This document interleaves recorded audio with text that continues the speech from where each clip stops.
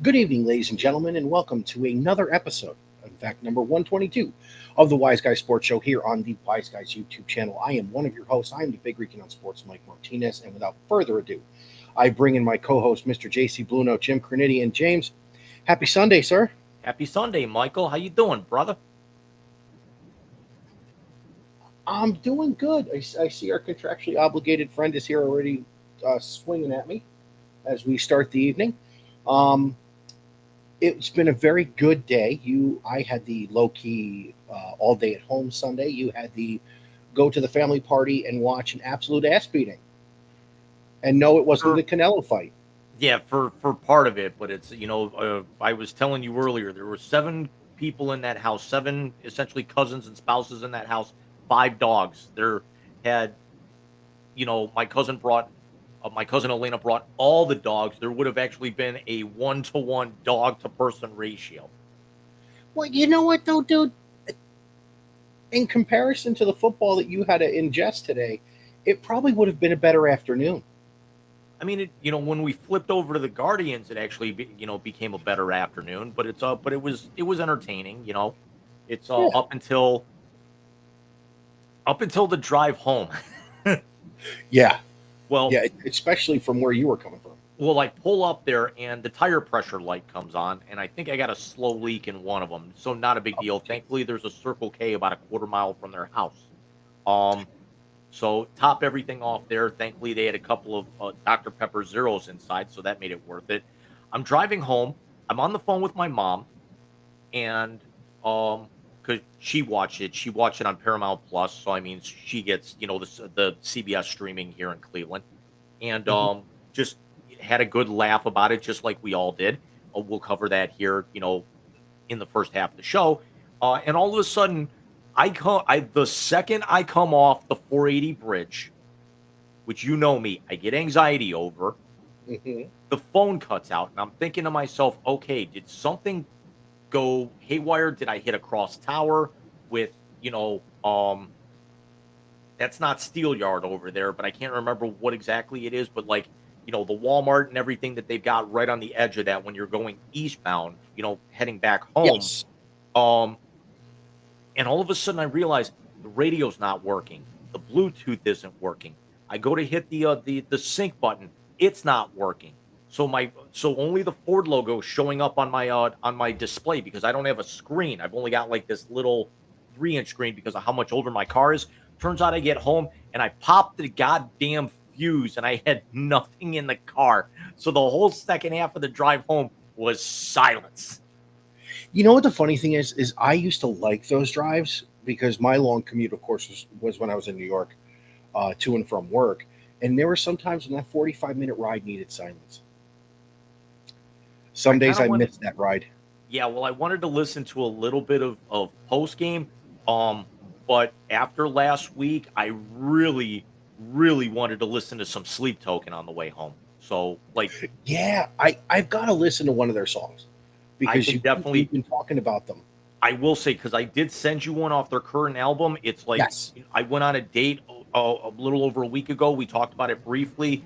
The nice woman got me invested in them. I bought one album. I loved it. I went out and I bought their second one yesterday, or the one prior to this, and I thought it was almost as good, just if not better than the first. But I will say that there's a song at the end of that album, and it was kind of piquing my interest because they're they're from England, but the last song on their 2023 album, "Take Me Back to Eden," it's called Euclid, and it's I guess it's like after the philosopher. So naturally, you and I, Yep. I must have ugly cried 3 times listening to that song, just with how well it was put together. Yeah, I definitely got to. I listened to part of that first one you sent me, and I'm Caramel, going to yeah, go back and listen. Yeah, I'm going to listen to the whole thing because first of all, I listened to it when I was trying to get shit done at the office, yeah. and it. I need to take time. Probably when I play the Xbox tomorrow night, I'll listen to it as I'm playing. But we have got a packed show tonight, my friend. Um, what do you say we hop into the hat trick and let's get through this puppy, huh? It's the three biggest topics in the world of sports from the last week. Get ready for the Wise Guys hat trick.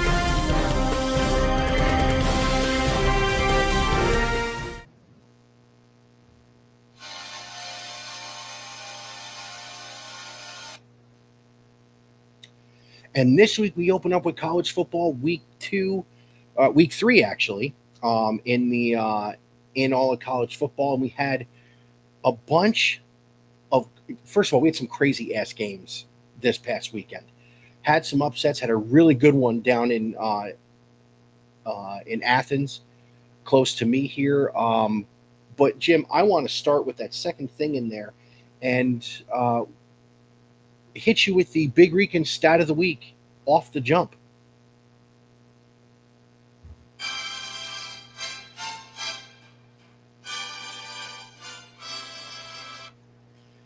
And the Big Rican stat of the week is the number one. And do you want to know what that has to do with, James?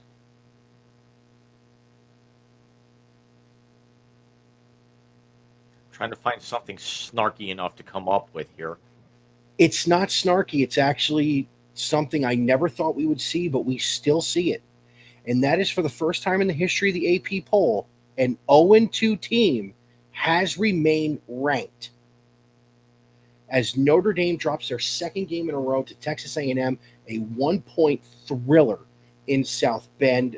Texas A&M, of course, returning the favor that Notre Dame gave them last year by really beating the piss out of them in College Station. Jim, I'm going to say this. This is not an indictment of Marcus Freeman. It's not. He is a great, great coach. This is an indictment of Notre Dame and their independence when I go with this. Notre Dame will now not make the college football play. There's no way. Their schedule does not, unless they win the next 10 games by 30 points apiece, there is no way in hell. They are not going to see another ranked team. Dude, there's not. The only thing I can actually say with that is that yes, they are cleaning in the top 25 by the skin of their teeth. Um, they've got to be, certainly on the outside looking in for group of 5 and everything. But let's also be honest. They're 0-2. They could easily be 2-0 because they've got 2 losses to 2 teams now currently ranked in the top 10 by a combined 6 points and on the final drives of the game both times. While you are correct, they're not going to have the data points to get into the playoff because you figure next week it is home for Purdue, at Arkansas, home for Boise, home for NC State, The next ranked team they play is number 25 USC, and how a 2-0 USC team is one spot below them blows my mind. Then it's at BC, home for Navy, at Pitt, home for Syracuse, and at Stanford to end the season. Jim, I don't see it.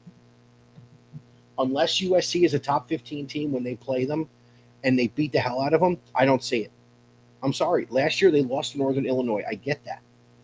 And that was a terrible home loss. Then they just started hood stomping people the rest of the season and had more ranked wins in front of them. I just don't see it. I'm sorry. And I could be wrong, but we're going to have to see. But Michael, I think you can agree. This might be the best 0-2 team in the country we've seen in probably 5 years at this point. 100%. Them to be that talented, the national runners-up last year, and they start out 0-2 because of the fact that they go down to Miami. You know, that rivalry's renewed. Miami's getting first-place votes. Miami's in the top 5 as I'll throw the rankings up there here now. And then Texas A&M jumps 6 spots to number 10.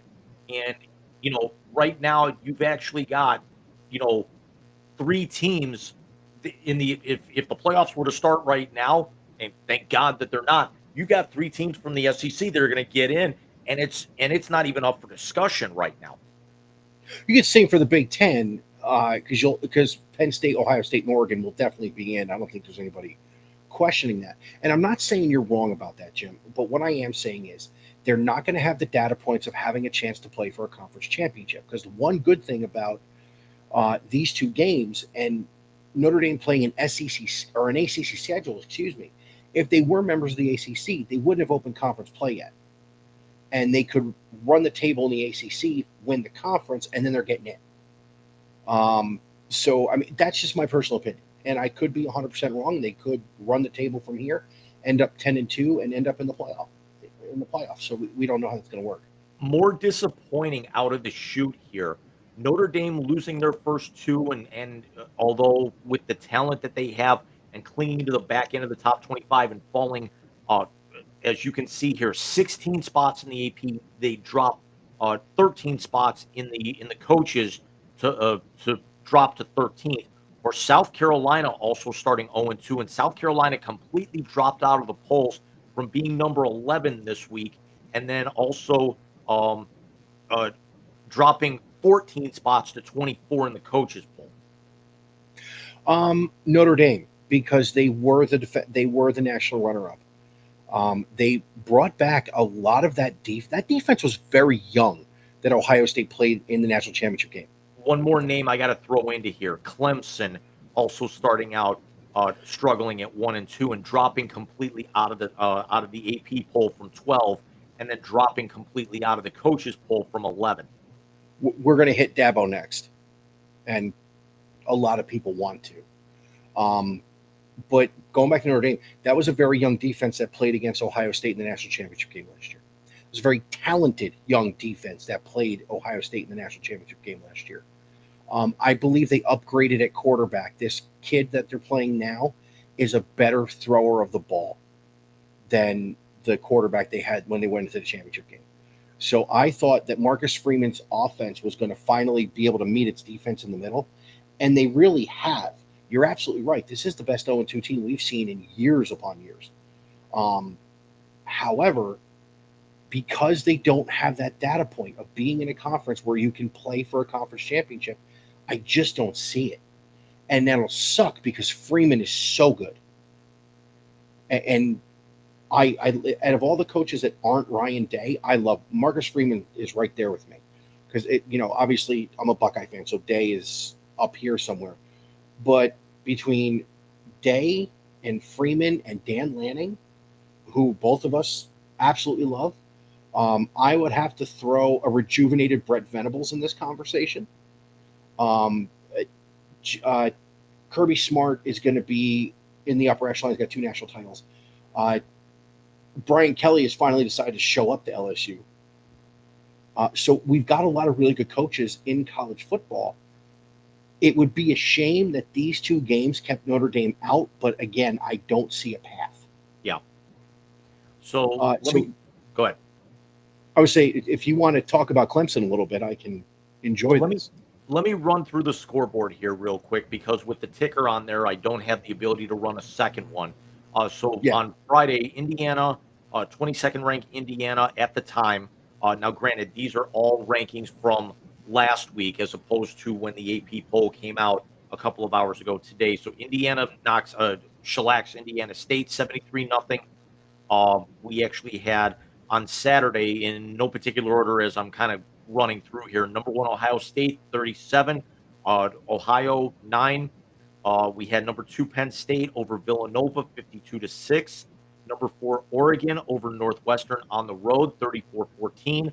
Number five, Miami crushes South Florida. So a very, very quick, one and done appearance for the Bulls in the top 25, as you can see, 49-12 down in Coral Gables.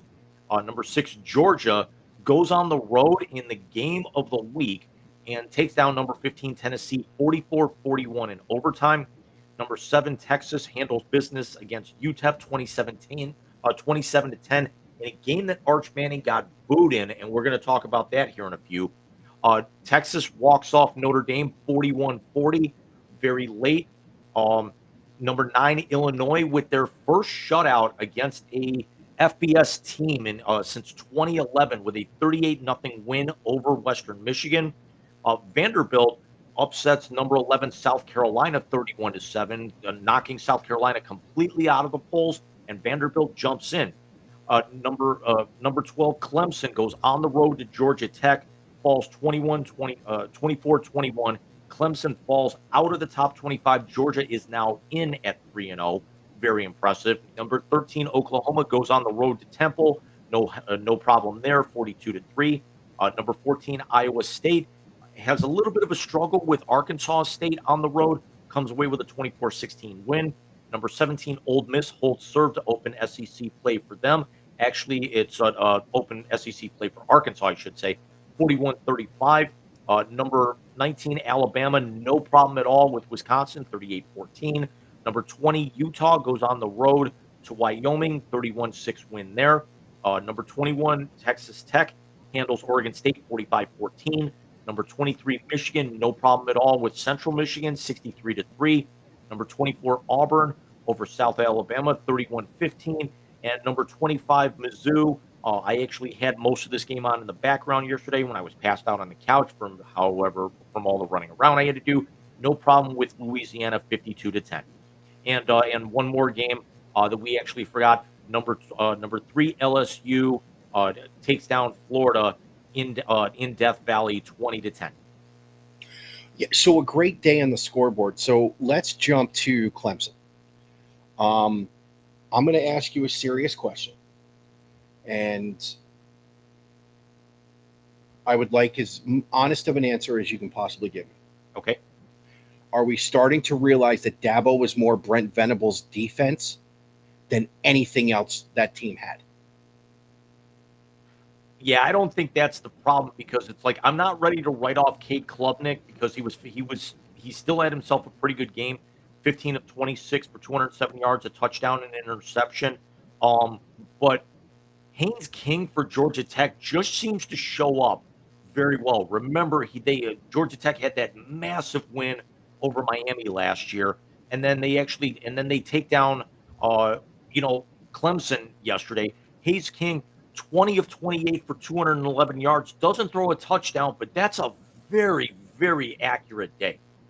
That's a very efficient day and very accurate day. You're absolutely right. Don't forget, he was the quarterback that took a Georgia team last year, had no business being in that game, to 8 overtimes.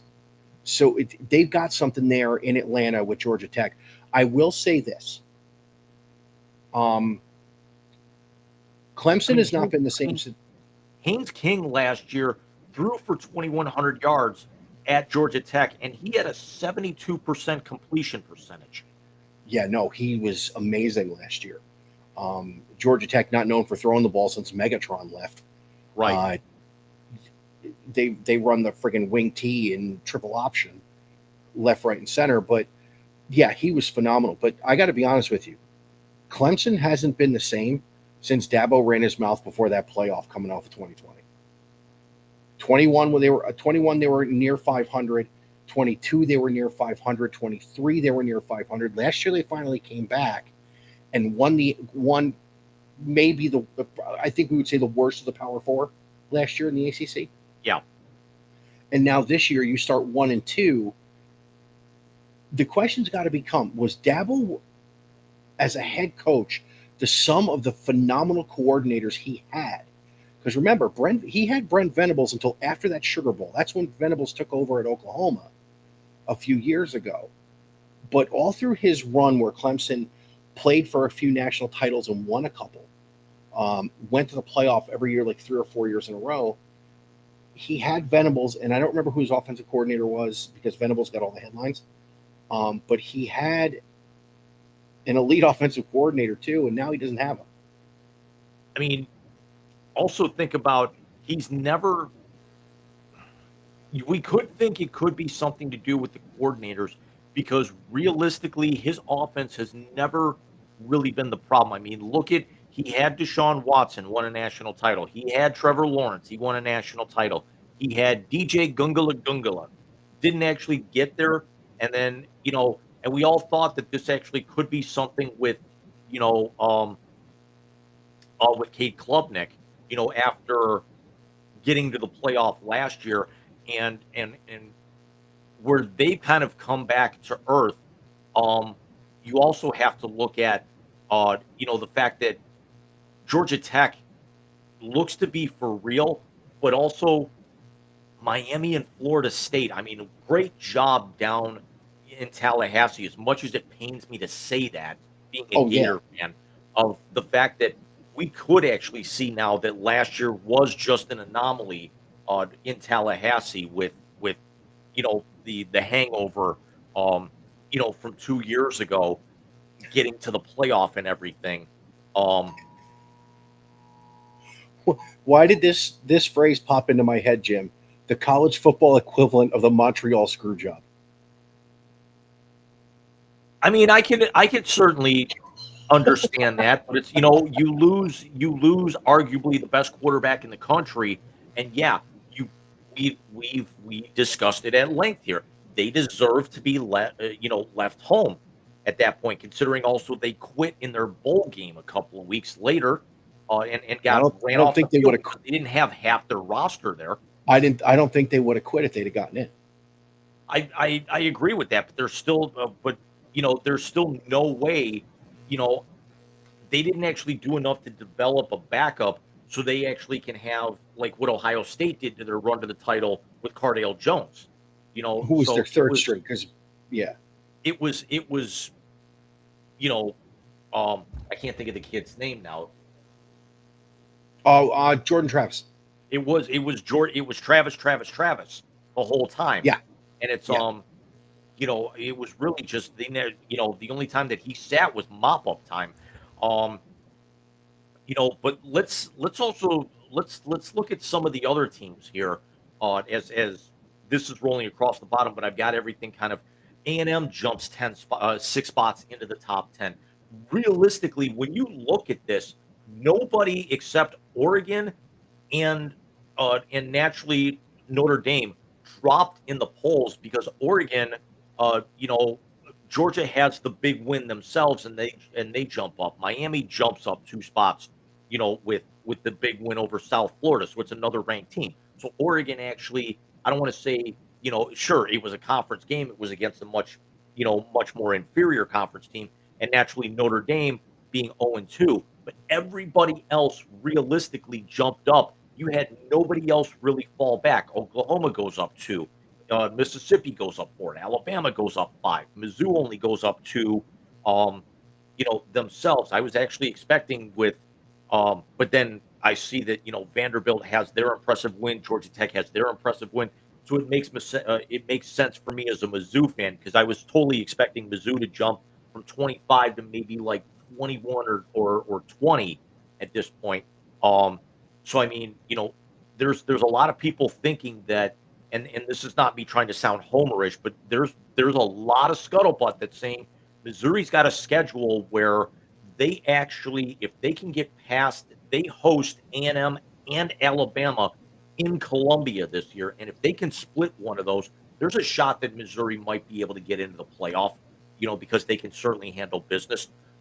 Vanderbilt looks to be very strong.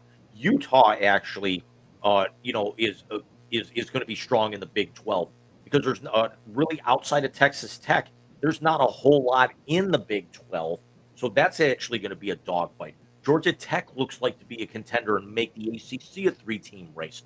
We have to see. We got the big matchup coming in a few weeks. Between the Buckeyes and the Lions. But Mike, I'd like. I think it's November 1st. Yeah, I'd like to get your thoughts. You've got 4 teams in the SEC, and I know you hate talking about that conference, but between LSU, Georgia, Texas, A&M, and let's say you figured they're going to get 3. Who's left out of that 4 as it stands right now in your mind? Hot take, Texas. There is something wrong in Austin. And it is not okay. Let me start here. I am not a fan of the most recent Nepo baby. And that's what he is.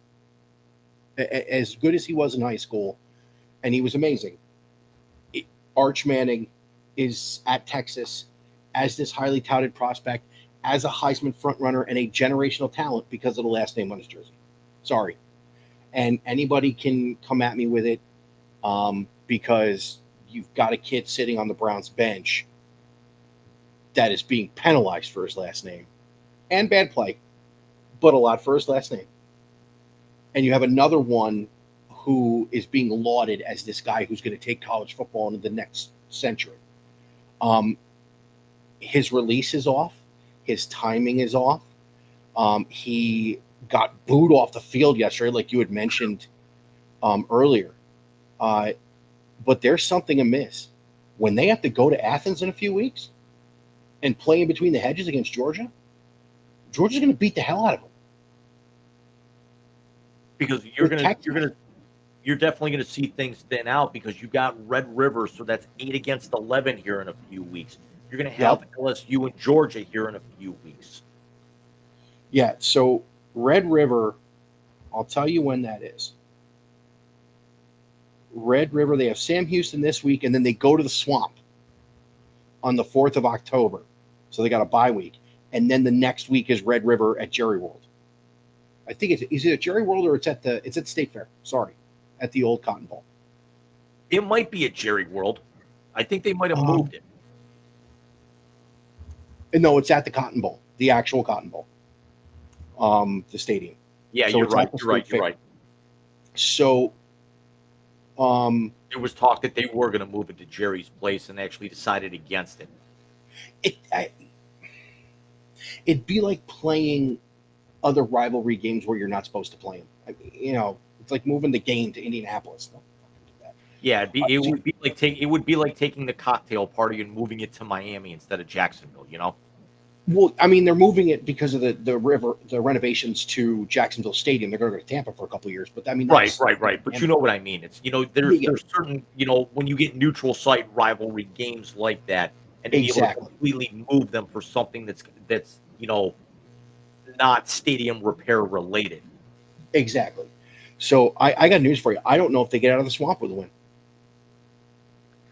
I don't know about that. We'll talk Jim, about LSU here in a minute. We will in a second, but they've still got. Honestly, I think Red River could be anything from a blowout on one side or a last-second win on another. For some reason, whenever a good SEC team goes to Kentucky, they have a problem. They got to go to Vanderbilt on November 1st. Vandy's really good, and then then they have a bye week, and the 15th they are in Athens against Georgia. Then they have Arkansas on the 22nd, and the 28th is against A&M. Jim, they're going to lose 3 games. And let's go to the flip side about that and talk about LSU for a minute. Handling business against Florida, in Death Valley. But look at LSU's schedule the rest of the year. They get essentially a bye week against Southeast Louisiana, and then They will play, get this, at Ole Miss, 13th, home to South Carolina, who dropped out of the poll, but still actually could be something. At Vanderbilt, ranked 20th, home to A&M, ranked 10th. At in Tuscaloosa for that big matchup, uh, the Tide are 14th. Arkansas, home to Arkansas, home to Western Kentucky, finish up at Oklahoma against 11. That is 5 ranked opponents within their conference, and South Carolina could make 6. The 2 games you got to look out for. First of all, if the quarterback from South Carolina is healthy, and I think that's why South Carolina fell out of the poll in general. It's not just that Vanderbilt beat the piss out of them. Sellers, yeah. It's Sellers is hurt. If Sellers is back, that's a different game. And here's the thing, Brian Kelly, I don't know if you saw the post-game press conference. Their passing attack is dog shit. Nussmeier has not played well at all. It almost seems to me that the SEC quarterbacks who were supposed to be in this thing for the Heisman forgot they were good. Yeah. Scarily enough. LSU's not coming out unscathed. Listen, as crazy as this sounds, you got to go to Vandy, who's playing really well. You're going to play A&M at home, but you got to go to Tuscaloosa and you end the season in Norman. Yeah. By the way, Oklahoma gets cold. Those Bayou boys don't know. Yeah, I mean, I definitely understand that, but it's very much like a team that we're going to talk about when we go to the NFL, is that Nussmeier is still kind of coming around. LSU's offense is still coming around, but they have got easily the best defense in the country. You need to play marginal at that point because that defense is going to keep you in every single game this year and might even win you a couple of those games this year. And it really has won them a couple. I think they won them this week with the way they locked Florida down. I agree with you 100%. My only thing is if, God forbid, that defense has an off series, if the offense doesn't come around, they're going to lose a game or 2. In all fairness, as much as Kalen DeBoer is not Nick Saban, you still got to go into Tuscaloosa and win a game. Yeah. So, but going back to Texas, there is something amiss in Austin. There is something very much amiss. I think Arch is hurt. I honestly do. I think there's an injury there that he is trying to play through, because if you look at his release point, they made the jokes about Uncle Rico after the Ohio State game, which I thought were funny. And they're funny. His release point hasn't changed. Even against UTEP yesterday, his release point hasn't changed. I think there's an injury there, being very honest with you. And that and the last thing that we have on there, Mike actually sent this to me. Even though we already know what it was, so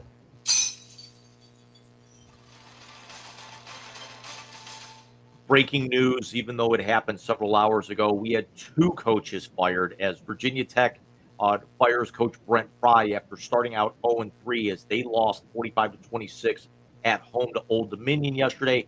And not to be outdone, UCLA fired Deshaun Foster after a 43-10 loss at home yesterday, followed by back-to-back losses to Mountain West teams to open the season.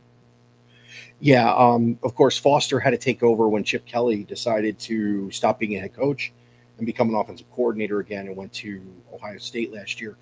I'll say this. When you put $1.5 million in the bag, as RJ Young said on his show, and New Mexico fucking hood stomps you, you got to go. Especially after bringing in Nico Iamaleava, the transfer from Tennessee, and you're still 0-3 and getting boat raced? Well, not for nothing. Nico's very good, and he had a very good year at Tennessee last year, leading them to the playoff.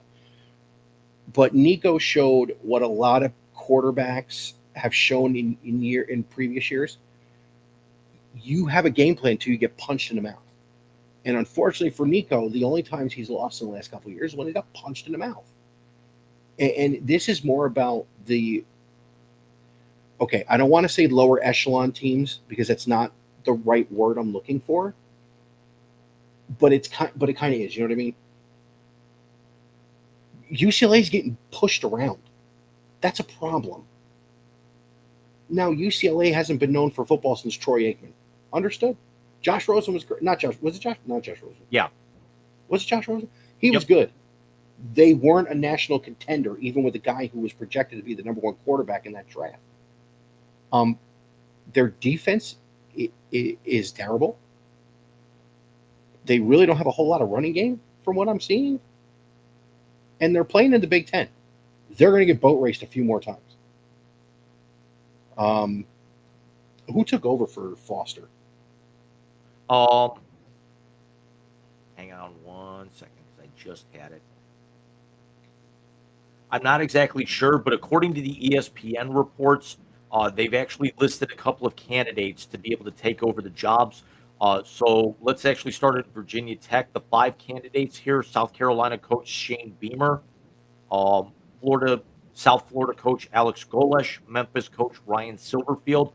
That one makes sense. James Madison coach Bob Chesney, and Southern Miss head coach Charles Huff. Now that Charles Huff, remember what happened with Southern Miss last year, with all of that chaos. With UCLA, the 5 candidates that ESPN is leaning towards: Florida State defensive coordinator Tony White, BYU coach Kalani Sitake, Boise State coach Spencer Danielson, Oregon defensive coordinator Josh Lupoi. And here's one I want to get your opinion on before we shift over to the NFL. One of the rumors, Cleveland Browns offensive coordinator Tommy Rees, who was rumored to take over the North Carolina vacancy last year before it went to Belichick. I don't think Tommy Rees is a good fit for 2 reasons. One, again, you're right now coaching for a franchise where they don't know how to develop quarterbacks, and Nico needs some developing. You don't want to bring somebody who doesn't know how to develop a quarterback in to develop quarterbacks. It's just not going to work. Tim Skipper, who was the Fresno State interim coach, who was a special assistant at Foster this year, is rumored to be the interim going forward. If he has a decent season, I can see them keeping him there to keep with recruiting and everything. So that'd be interesting to see. Quick yes or no. If this season falls apart for South Carolina, does Shane Beamer leave South Carolina and take over his father's old job at Virginia Tech? Oh, absolutely. Absolutely. I was wondering why he wasn't on the list. Just like Fulmer with Tennessee a few years ago. Yeah, no, I thought so. When I saw that Sellers got hurt yesterday, and again, I don't wish injury on anybody. Obviously, it's not my way. But when I saw he got hurt and I saw they got smoked by Vanderbilt, my first thought today was, holy shit, Shane Beamer should just leave and go back to Virginia Tech. I mean, certainly not mid-season, play out the year. No, exactly. And that's what I'm saying. If their season goes into the shitter, there's no reason not to. If Virginia Tech comes calling to take the job, and basically it's a family thing at that point in time.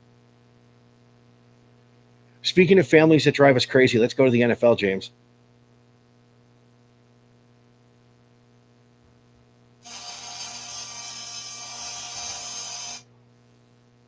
The Gold Horns really have grown on me. I got to tell you that.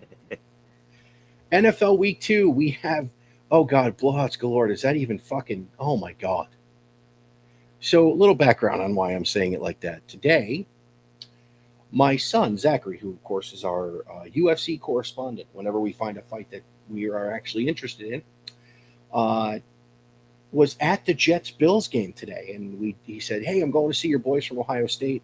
Of course, Justin Fields, quarterback of the Jets, Garrett Wilson, the wide receiver. Cameron Johnston, the punter, is actually the punter for the Bills now, which I thought was pretty cool. So they got an Aussie and a guy in a rocking chair as their kicking tandem. Prater's so good still. Yeah. But I mean, he's holding that seat warm until Brandon Bass is healthy in the next week or two. Yeah, but you know what? I think they'll stick with the hot hand. To be very honest with you, they'll IR Bass. So I sent him a snap message, and I said, hey, if one of them scores a touchdown in the end zone you're sitting in, throw up the OH and see if anybody responds. Halfway through the game, I sent him another message, said, you're not going to need it. because the Bills Good. were up 20-3 at halftime. Michael, if I would have told you that the Jets gave the Bills all the bulletin board material that they wanted to this week, saying that, we're not concerned too much about Josh Allen. We've got, the Ohio State connection and also, Grease Lightning, in the backfield. And then they go out and they get boat raced by 20 points. And Josh Allen ends up 14 of 25 for 148 yards, does not throw a touchdown, and ends up. There was a point in this game where Josh Allen had more rushing yards at halftime than he had passing yards, and the Mhm. Bills still go out and win this game by 3 scores. You would have thought I actually needed professional help. No, because it's the Jets. I watched the majority of the first half of that game. I will say this. The Bills did not beat the New York Jets in the first half of that game. The New York Jets beat the New York Jets in the first half of that game. Unforced errors. Joey Bosa with a hell of a strip sack on Justin Fields. Fields missed a couple of receivers. I mean, he was under pressure all day. I will give the Bills defensive line as much credit as I possibly can. Fields But was 3 even- of 11 for 27 yards, sacked twice, and had a QBR of 1.1 before going out injured. Yeah, and that was mostly because of what the Bills did up front. A phenomenal job by their defense today. Joey Bosa looked like the Joey Bosa of old today. He looked amazing. So, having said all that, the game I watched in the first half was a team that beat itself against a team that, honestly, that Jet defense played really, really good in the first half. So, the question I was going to ask you, and I honestly want to know this: how, as the reigning MVP, do you get an intentional grounding called twice because you can't throw the ball at a fucking line of scrimmage by choice? Because Josh tries to be a gunslinger, and No. we're going to talk about another one, between the teams that you and I follow, who actually did it. Tried to do that today, and it ended up horribly. But The two of them. But I mean, he had 148 yards, passing, 59 yards rushing. He had a long of 40. The Bills as a team rushed for 224 yards. That's more than the entire Jet offense, passing and running combined. Oh, yeah, no, the Bills' defense was scary good today. And their rushing attack was scary good. I mean, the play where Josh Allen ran for the 40 yards, I actually watched that. He jumped over 2 dudes at the line of scrimmage and just took off. And again, the Jets are going to have some growing pains. This is Aaron Glenn's first year as a head coach. A lot of unforced errors, some turnovers. The only touchdown they scored today, Tyrod actually was in the game for the touchdown that they scored. So it was a bad day for the Jets. I think they're closer to the team that played against Pittsburgh last week than they are to the one that played today. They just, how something stupid happens and everything snowballs? Yeah. That's exactly what happened to the Jets today. Let's talk about the fucking Browns last, because it's what they deserve, the scumbag bastards. I see the Bears are still playing well. Thank you to the Cincinnati Bengals for coming back and winning against Jacksonville, because now it's one loss in Jacksonville's column, which means it could be one pick spot better for the Browns next April. Yes, thank you, boys. Let's talk about how bad the fucking Chicago Bears are. This was a game that everyone was saying was going to be the game of the day. This was one that there were some people picking the Bears to win this game. Professionals were picking the Bears to win this game. They were thinking that Justin Fields was going to find himself. There were other people thinking that the Lions were going to wake up. Oh boy, did they wake up, hanging 52 in their home opener, and this game was never close. No, the Bears, who had a very good game Monday night, played very well against the Minnesota Vikings. Late loss in a competitive game. In the words of Robin Williams, got the fuck beat out of them today. Jared Goff, 23 of 28, 334 yards, 5 touchdowns. Jahmyr Gibbs, 12 carries, 94 yards, a touchdown. Amon-Ra St. Brown, 9 catches, 115 yards, 3 touchdowns. So Jared Goff has had as many touchdowns as he did incompletions in this game. Yep. What the fuck? The I Detroit Lions scored double-digit points in all 4 quarters in this game. 12, 12, 10, 12. I'm sorry, 14, 14, 10, 14.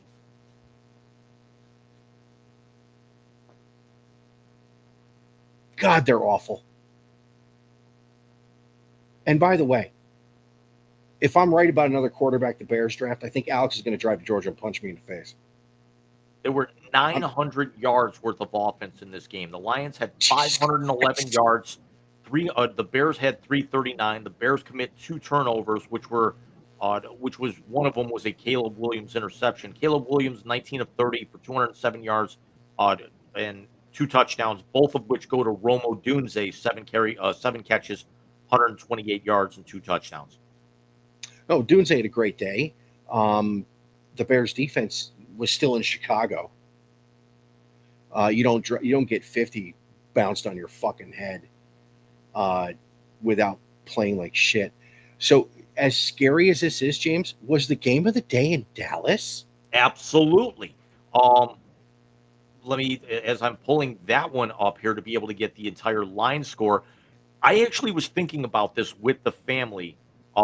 As the Cowboys hold serve, get in a fourth quarter that was one of the most insane and overtime that we've seen in a long time.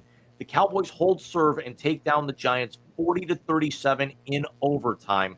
This was a game that went back and forth that Dak Prescott, 38 of 52, 361 yards, 2 touchdowns, and an interception.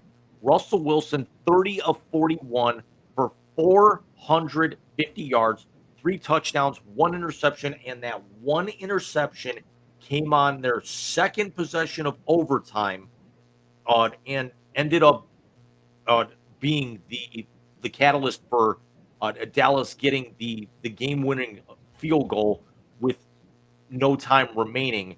Cam Scatterbo, 11 carries, 45 yards, and a touchdown. CeeDee Lamb, 9 catches for 112 yards. Malik Neighbors, 9 catches, 167 yards, and 2 touchdowns.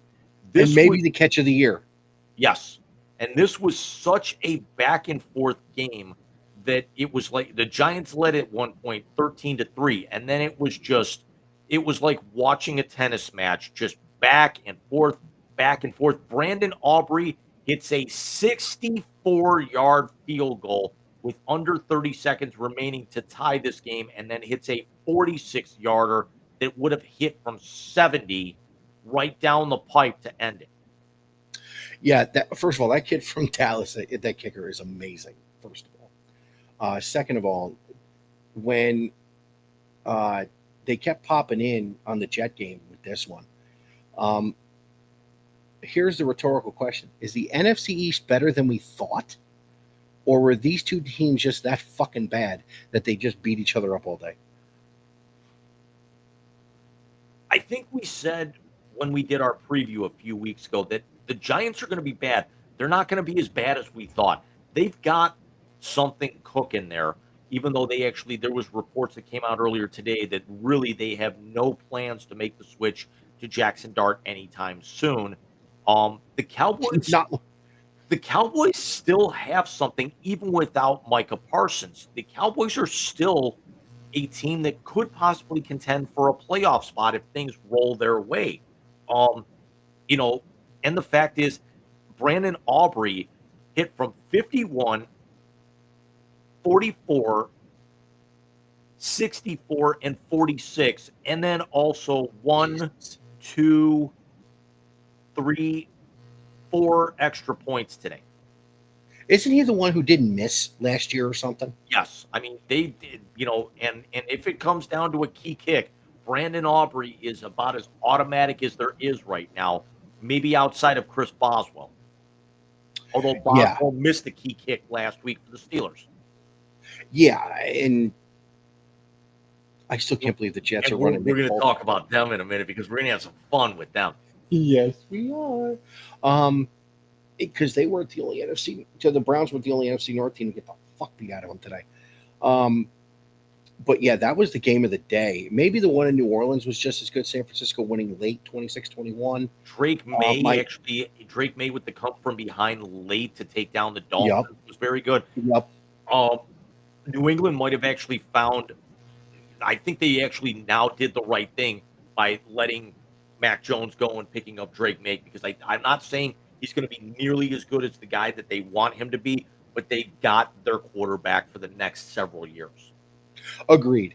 My favorite part of the New England game, I don't know if you saw any highlights from it, but the one long touchdown, I don't know if it was a kickoff return or a punt or something. Mike Vrabel was racing the freaking receiver down the sideline. Vrabel was flying. Well, what happened in that game is the Dolphins take a punt back for a touchdown, and on the ensuing kickoff, the Patriots take that kickoff back for 6. Okay, and Vrabel was flying down the sideline. It was great. Of course, Thursday night we had what we thought was going to be a good one between the Commanders and the Packers. Don't look now. Green Bay is a force to be reckoned with. With their white cheddar uniforms. Dude, they so should have done that. They so should have done that. Oh, that would have been great. We talked about Cincinnati getting a win today over Jacksonville. Joe Burrow's hurt again. Surprise, surprise, surprise. Trevor Lawrence, 24-42, 271 yards, 3 touchdowns. Travis Etienne, 14 carries, 71 yards. Jamar Chase went off. He must have seen the video of Barnstormer Bram calling him the fantasy bust of the week for week 1. 14 catches, 165 yards, and a touchdown. In most leagues, that was good for 29 points. Jesus. Let's talk about the craziest finish of the day, and let's go to Indianapolis, where for the first time in I think forever, the fucking Colts are 2-0. But let's talk about how that game went. First of all, Bo Nix is the man in Denver. He's the quarterback that Sean Payton's been waiting for since Drew Brees decided to hang him up. 22 of 30, 206 yards and 3 touchdowns and an interception. J.K. Dobbins, 14 carries, 76 yards and a touchdown. You are right. This was a great game. Jonathan Taylor, 25 carries, 165 yards. Tyler Warren, 4 catches. The rookie Tyler Warren, 4 catches, 79 yards for the Colts. But yeah, go ahead with this ending, and then we actually want to talk about the quarterback play. Well, first, I want to bring up the greatest touchdown celebration of the year. Bynum, the safety for Indianapolis, puts the football under his front jersey, runs up to the mascot, and they both do that tip of the fat mascot thing next to each other. Oh, my God. Hysterical. But here's how the game ends. And I said this to Jim off the air. The Colts line up a long field goal to try and win it. It goes way right. You see the mascot just kind of faint over front and fall on his face. Laundry. Unnecessary roughness during the field goal. Move it up 10. I think it was either 10 or 15. The kicker from the Colts drilled it to win it with no time on the clock. Spencer Schrader ended up having the final 9 points of that game. So, the Colts shut out the Broncos 6-0 in the fourth quarter. After the Broncos go up 28-20 on Dobbins' touchdown with 3:47 into the quarter, Schrader from 36 makes it 28-23. Schrader again, 2:52 into the fourth quarter, 28-26, and then Schrader less than a minute later. I take that back. I'm reading this backwards. I'm actually reading the drive times. Schrader scores at 5:42 of the third to make it 28-23. Hits his third field goal of the day from a chip shot from 28 to cut it to 28-26, and then with a 45-yarder as a walk-off. So yeah, it was supposed to. I think it was either 55 or 60, and he pushed it right. I mean, well, right. I'm talking. Yeah, I'm talking Sugar Bowl or Cotton Bowl, Peach Bowl from a couple of years ago, wide right. Another pretty cool thing in this game, the officiating crew two of the judges were sons of current NFL referees or recently passed. The field judge, Treywick Boger, the son of longtime NFL official Jerome Boger, Oh wow, and the side judge, Frank Serator, really? Gene's Gene son, Serator's Frank, kid? was the side judge in this game. That's awesome. Yeah. But That's let's talk about the key aspect of this game. The Colts are 2-0 in this division, waiting to see what the Texans do tomorrow night. Danny Dimes may have resurrected things. We actually were a little apprehensive after last week. We all said, let's see what he does against an actual defense. Denver's defense is for real. Daniel Jones goes 23 of 34 for 316 yards and a touchdown in this game. Daniel Jones, I don't think has turned the ball over yet this season. He's got 2 touchdowns, 588 yards. He's got an 81.1 quarterback rating, which is 6th best in football, with 3 games still remaining in week 2. Michael, this is just flat out impressive. I'm not actually ready to crown him this year's Sam Darnold, but I'm hard pressed not to at this point. I think this proves the New York Giants sold their soul to the fucking devil to beat New England both those times. Because every player that they've had that's supposed to have been good ever since has not played up to what they were supposed to, goes somewhere else and lights the world on fire, Saquon Barkley. That was a good game in Arrowhead today, too, by the way. Yeah, I'm going to talk about that one here in a moment, but let me actually run through the scores here in no particular order as you're seeing them on the ticker. The Rams go down to Tennessee, win 33-19. Matthew Stafford, 23 of 33, 298 yards, 2 touchdowns. Devontae Adams gets a game ball from head coach Sean McVay, 6 catches, 106 yards, and a touchdown. We actually see the Bills and the Jets we talked about.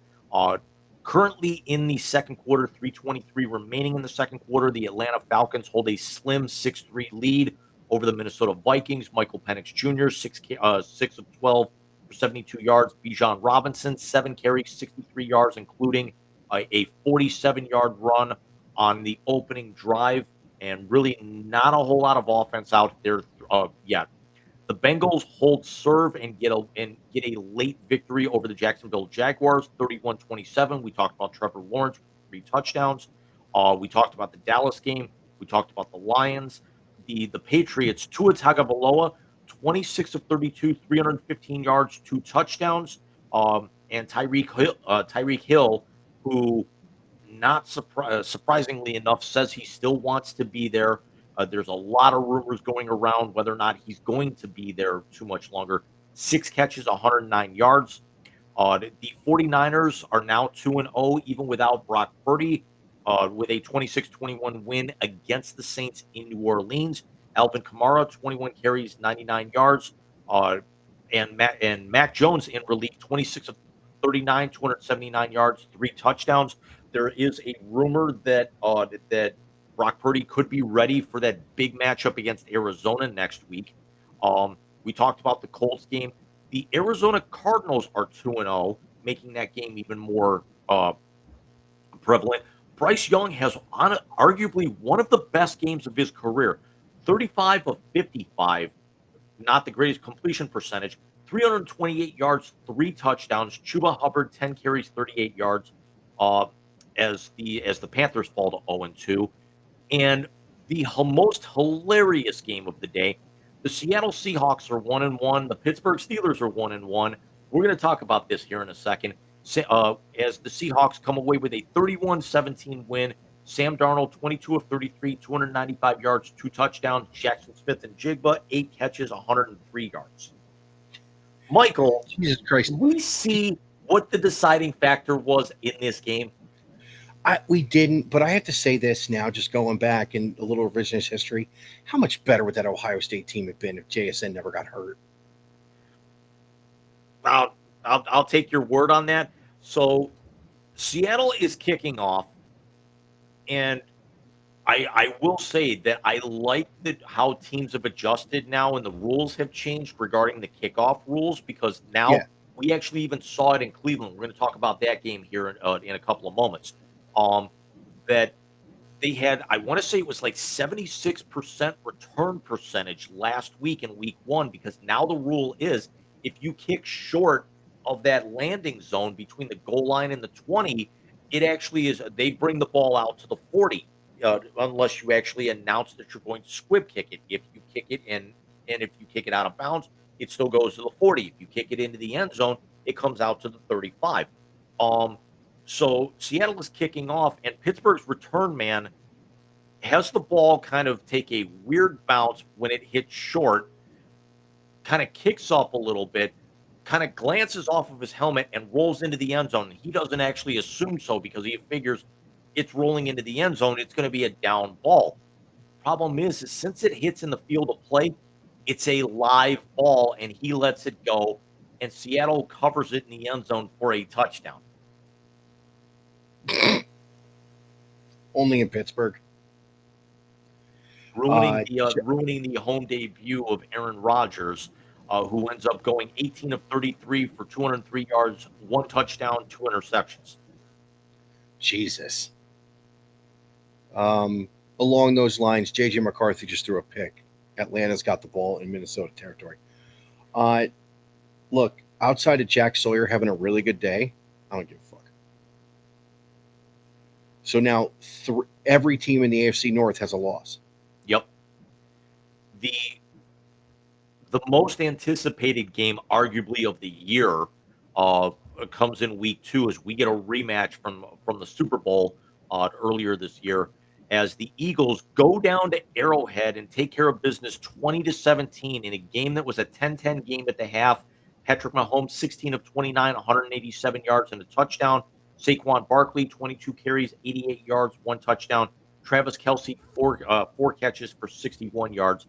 And that leads me to the JC Blue Note number of the week. Very good.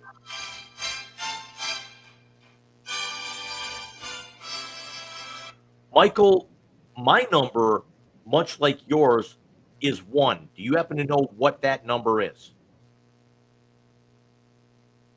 I do not. It is the history that this was the first time that this has ever happened in the history of the National Football League. The two starting quarterbacks in today's game are the first is the first matchup in the history between two teams where one starting quarterback has won a Super Bowl, meeting the other quarterback who's also won a Super Bowl against each other. Holy shit. Hurts beats Mahomes. Mahomes has beat Hurts. It is the first time that two opposing quarterbacks have beaten each other for a Super Bowl and then met in the regular season in NFL history. That's awesome. I think I heard that from Herm Edwards or Rex Ryan this morning on Sunday NFL Countdown. I hope it was Rex. I've always liked Rex. Might have even been Randy Moss for all I know, but yeah, that was something that I found to be incredibly, incredibly cool, because you think about, there haven't been very many Super Bowl matchups or rematches. Naturally Buffalo loses 4 in a row, but you have in recent history, it's been Kansas City the last 3 years. But you had, 4 of the Super Bowls they played in, 2 against San Francisco, 2 against Philly. Yeah, but Philly's the only one that's won one. San Francisco hasn't won one, so you wouldn't have actually had Purdy against Mahomes to be able to have this happen. Yeah, no, it understood. I will say this. I hope that Philly does not have what we saw a lot of in the NFC years ago. Team wins a Super Bowl after a season that you're wondering how they're going to get there, goes on a run at the beginning of the year, and then falls the fuck apart at the end of the year. The Packers with Rodgers did it years ago after they won their Super Bowl. The next year, they were like 13-0 to start the year, only lost 1 game, and they lose to the Giants in the playoffs at Lambeau. I remember who else? Oh, fuck. Who was it? It was them, and it was one other team. But they started out like gangbusters the next year, and then fell apart by the time. Oh, the Giants. The next year, when the Giants did, they started out phenomenal, fell apart at the end of the year, didn't get it deep into the playoffs. I hope that's not what's going to happen here with the Eagles. And then now let's turn our attention to the one that we've been neglecting here as the Cleveland Browns. This was a 10-3 game at the half. Um, the storylines write themselves. The Ravens throwing dirt on the Browns even before, you know, the game kicks off. They're celebrating their 30th anniversary against the Browns in Baltimore. You know, trying to kick them in the junk wherever they can. They put the old graphics from the old M&T Bank Stadium on the field. You know, Joe Flacco, first time against Baltimore back in that stadium after all those years. You know, being with them, winning a Super Bowl, being a Super Bowl MVP. Um, I'm sorry, Ray Lewis was that year. No, But Lewis won it in 2001 when they beat the fuck out of the Giants. Flacco was the Super Bowl MVP okay, of and then that game against Harbaugh.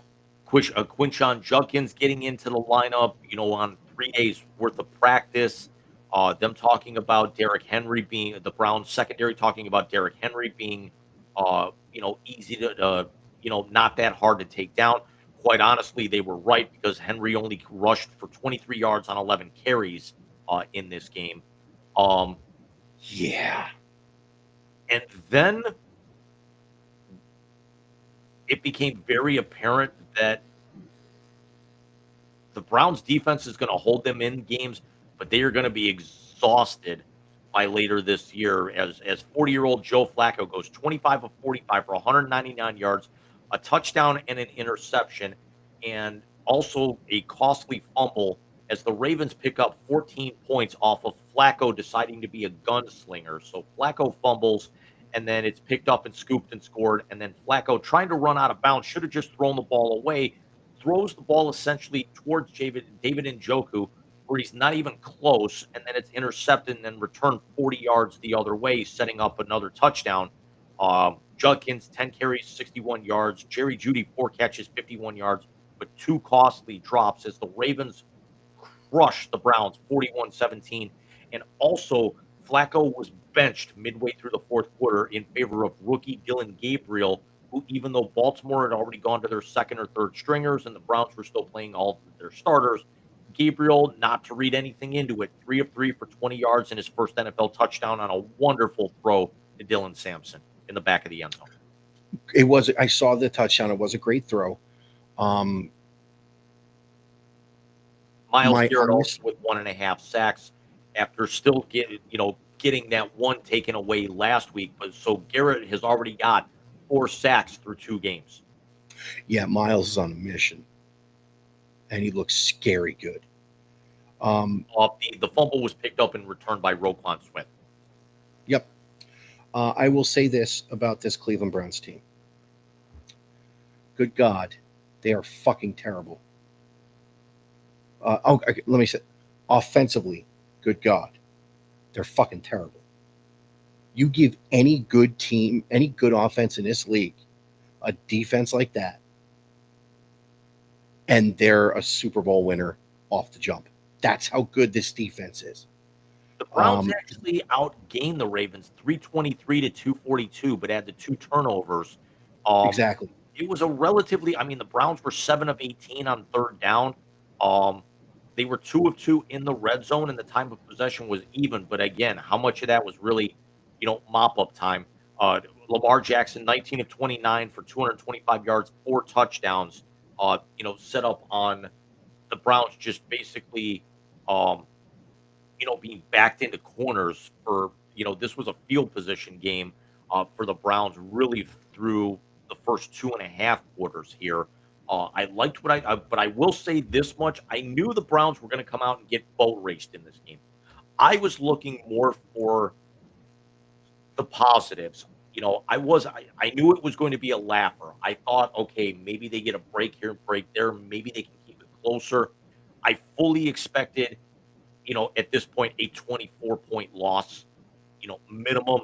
But I liked what I saw out of Judkins. I think they've got something very special. The Browns do, and Harold Fanning Jr., who had another Agreed. very good game.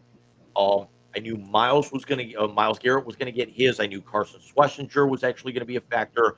I knew that the secondary was gonna end up breaking and get burnt on several routes, which they did. But my biggest takeaway was Andre Schmidt, after having that horrific kicking game in the opener, was on. He hit every one of his kicks today and was very good on kickoffs. So, from what I actually was hearing, even though we can't stand her, Mary Kay Cabot of the Cleveland Plain Dealer said that the plan is with Schmidt, let him go out and actually see what he's doing, have these growing pains, because they figure if the Browns are now going to actually start moving forward with these rookies and then actually have all of this talent that they have, and they just need to kind of get the quarterback position and shore up the offensive line a little bit. They want Schmidt to be a part of that, as being part of that young core with Fanning, with Judkins, with Schlesinger, with actually having Miles locked up for a while, having the rookie quarterbacks involved, Aiden Hutchinson, Aiden Huntington, the rookie uh, uh, uh, uh, was playing fullback at some points today. Mason Graham had a couple of great plays, in the center of that front four. So if you're the Browns, there, even though you got annihilated, and it's not going to get any better next week because you play the Green Bay Packers, who are arguably the best team in football right now. You try and actually take away the positives and just make sure the guys aren't getting hurt. Although they did get a scare that the second best player on the roster, Corey Bojorquez, the punter, actually ended up having his ankle rolled after he got a punt, in the middle of getting a punt blocked in the third quarter. Um, so, but Andre Schmidt, had a much better game. Michael, and I want to be honest, and I posed the question to my father, and he could not give me a straight answer because he said if he was that atrocious, he didn't care. If you're the Browns and you got a 40-year-old Flacco who's continuing to make these level of mistakes, would you rather him still be out there for the next 4 games to be able to take some of the beatings, or do you actually start putting Dylan Gabriel in there in the risk of maybe getting him hurt when he's probably going to end up playing some games later in the season? Um, Because I know you're probably reaching for Marshawn. no, I'm not. I'm looking at their schedule. Home for the Packers, in Detroit, home for the Vikings, in Pittsburgh, home for Miami.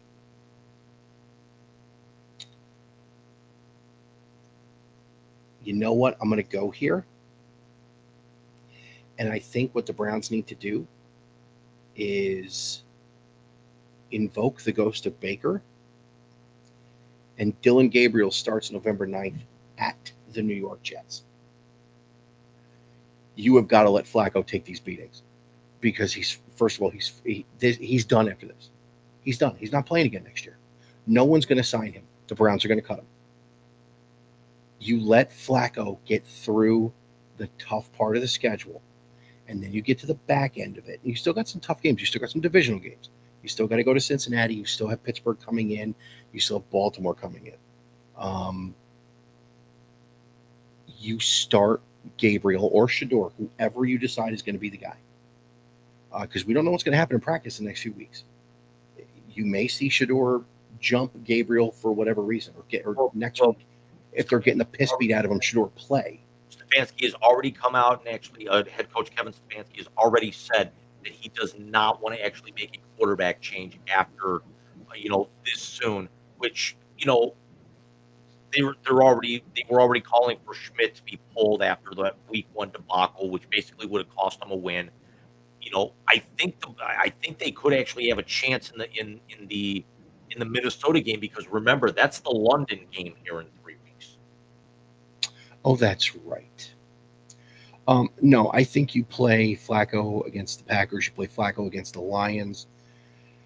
You may make the change by the London game, but then you come home to go to Pittsburgh. I think the earliest they make a change is October 19th, and that's when they're home for the Miami Dolphins. I think the Dolphins are terrible.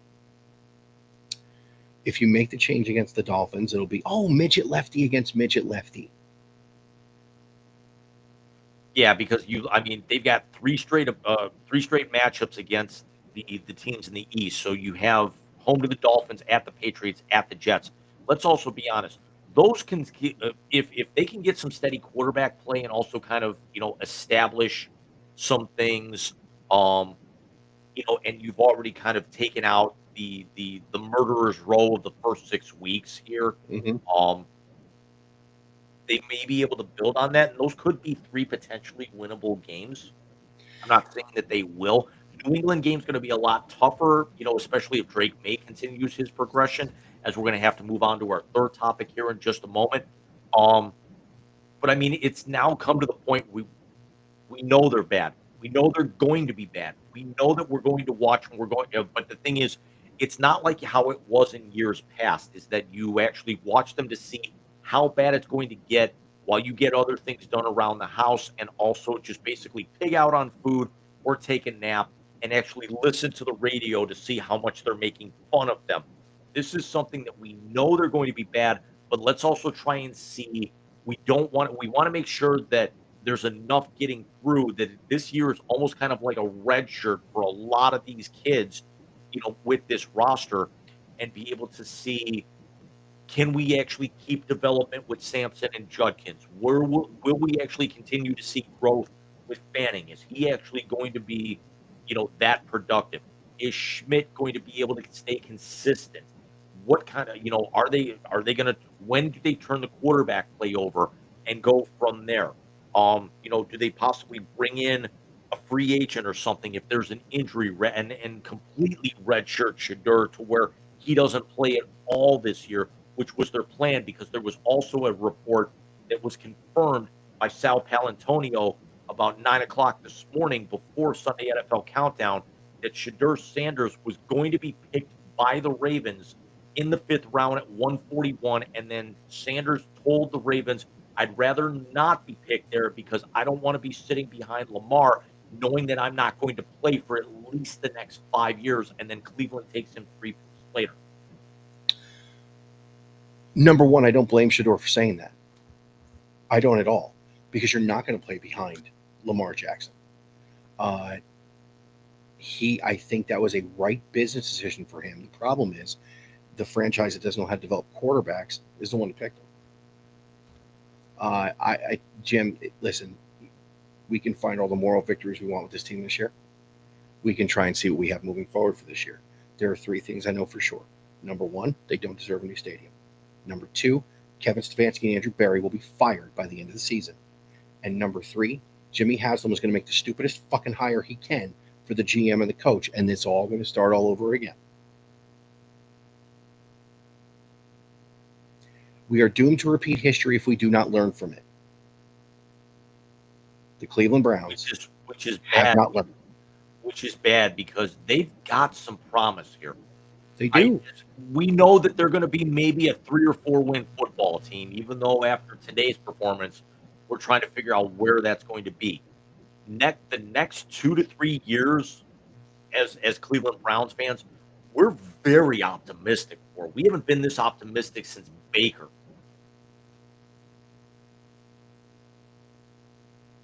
And if he goes out and beats the team that the Cleveland Browns rebuilt tomorrow night, yeah, dude, come on.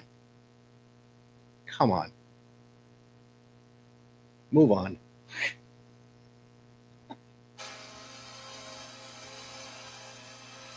And we end a very long football-centric hat trick here, and I'm sorry we're actually not going to devote as much time to this as we like.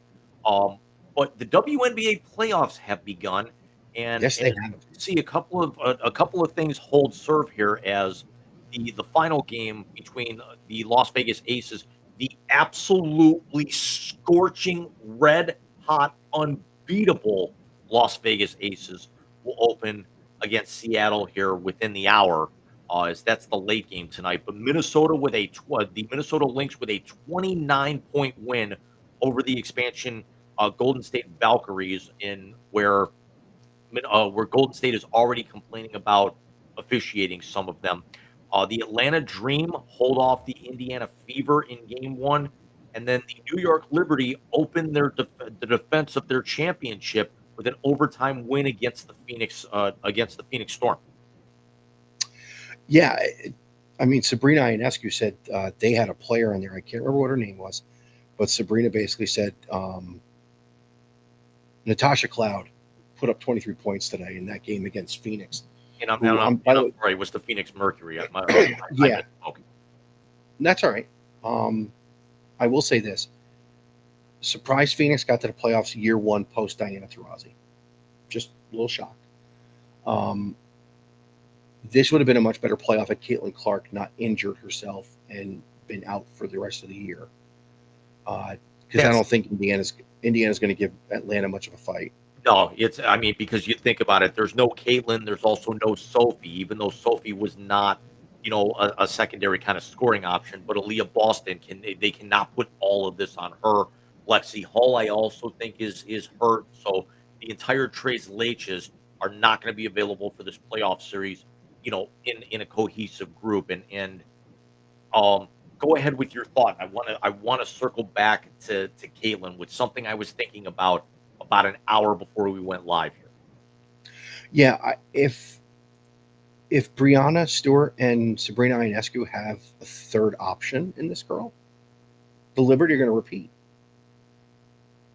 That Sabrina and Brianna are the best number 1-2 punch in the league, in my opinion. You're talking about maybe the best pure shooter not named Caitlin Clark in Sabrina. One of the better post and outside players in Brianna Stewart. And now you add Jacobson, who's went off today. Do we see a rematch, or is Las Vegas going to get past Minnesota? That's where the rubber's going to meet the road with this thing. Because if the Aces got to play the Lynx in round 2, it's going to get must watch. Well, I mean, that would actually be 1-2, so they wouldn't actually meet until the finals, which would be hilarious because with the 1-8 format, it throws it, you don't have conference finals here at that point. No, you don't. Okay, so if I'm looking at the bracket,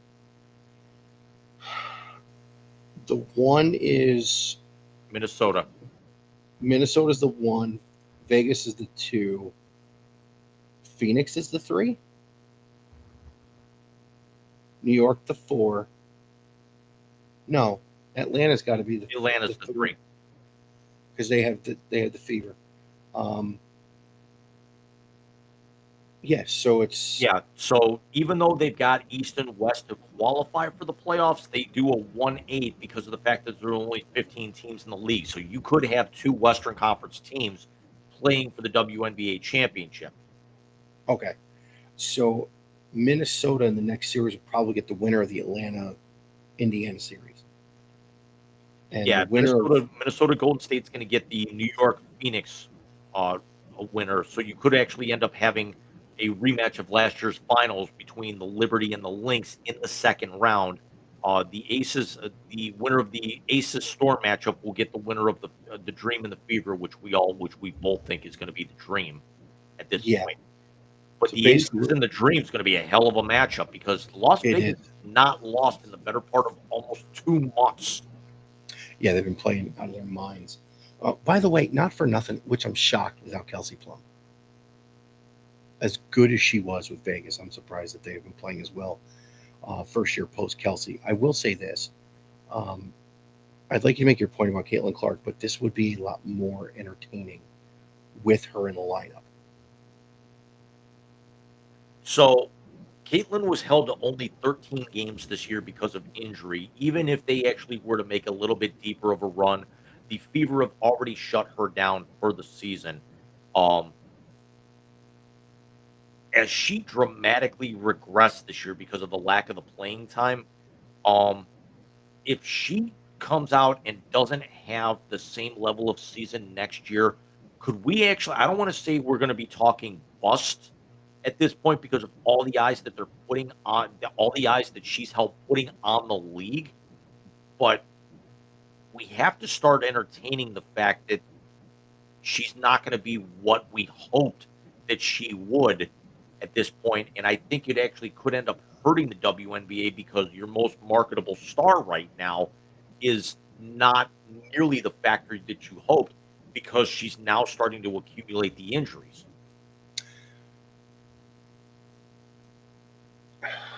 Nope,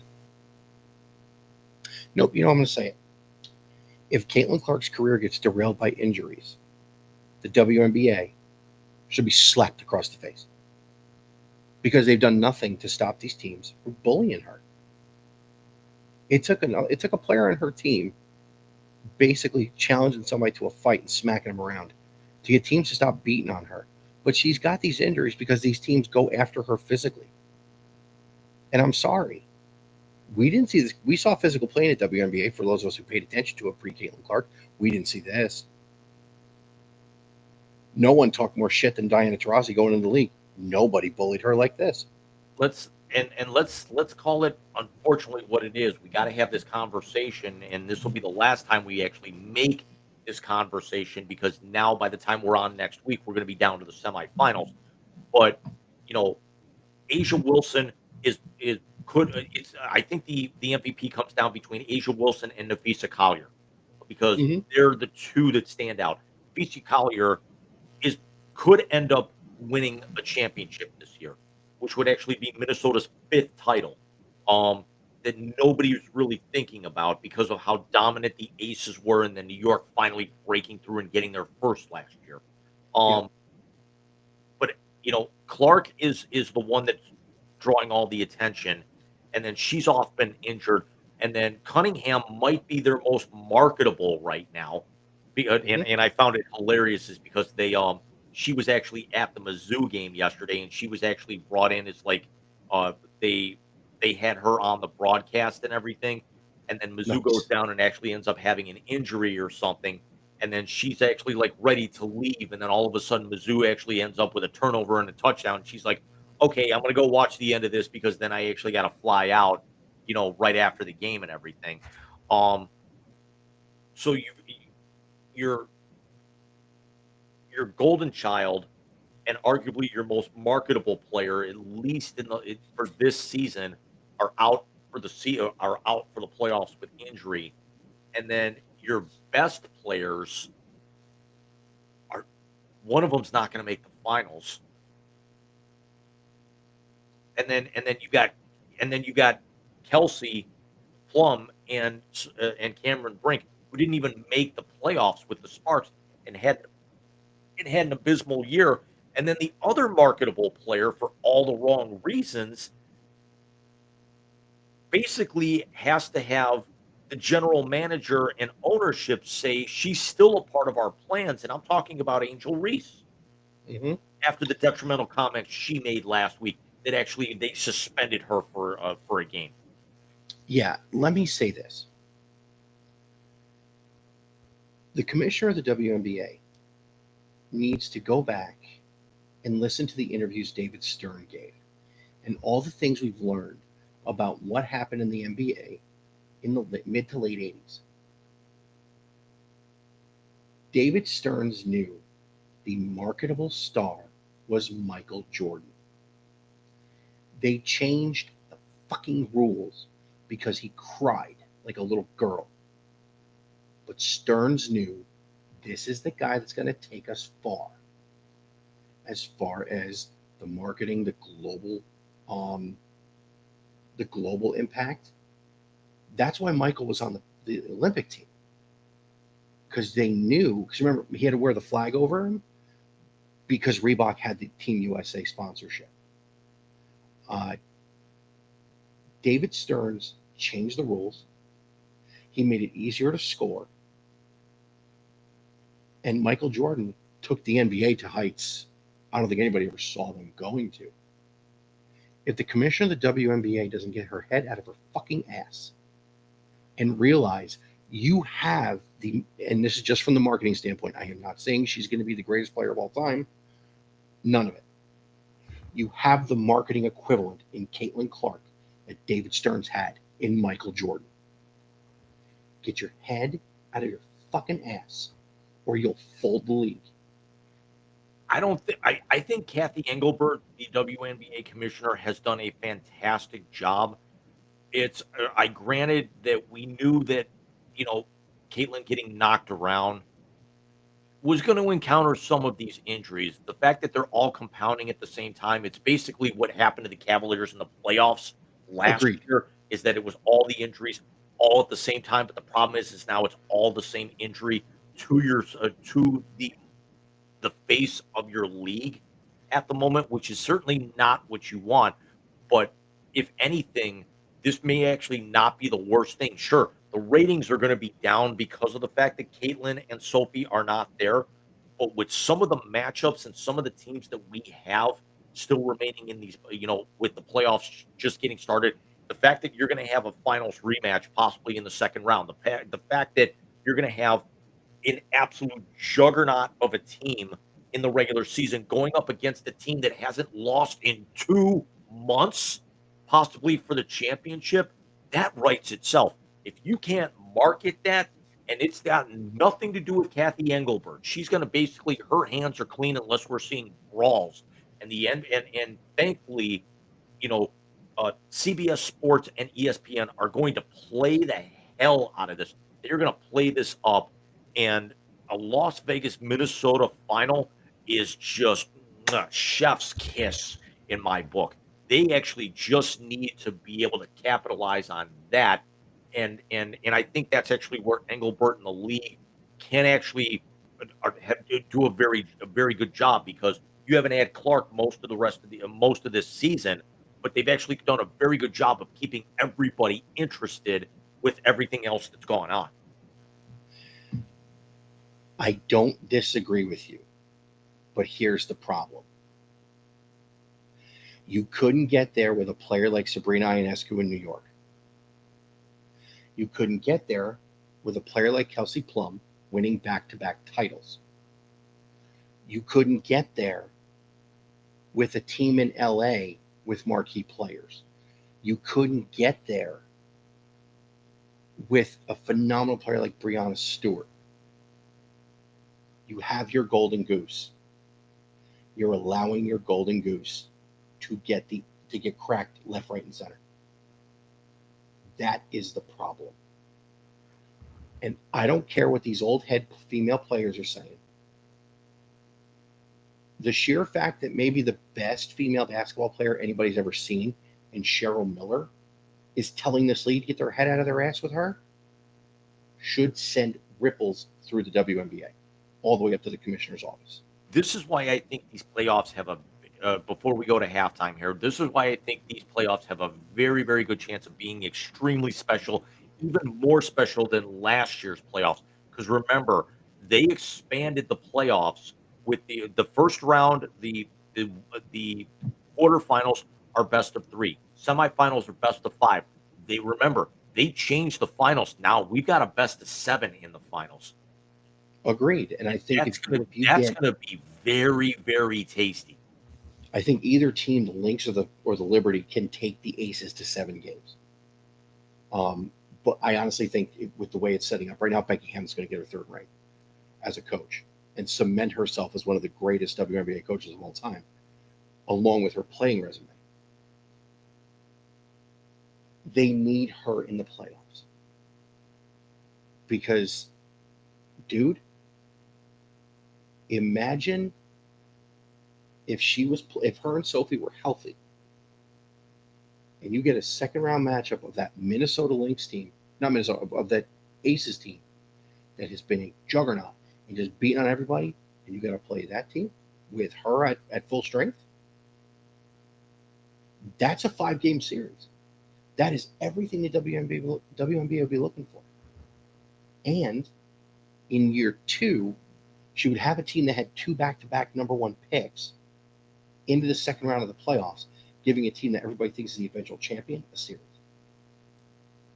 I think personally, regardless of what happens, I think Indiana's big thing right now is they're going to have to pursue some decent front court scoring help because right now all of their talent between Sophie, Caitlin, Lexi, it's all backcourt right now. Backcourt or small forward. They need to actually start getting, some better inside position. Otherwise, they're still going to be nothing better than, a 6 seed, a 6 or a 7 for the next few years. And yeah, Caitlin's going to get into the playoffs, but but you're never going to be able to advance her.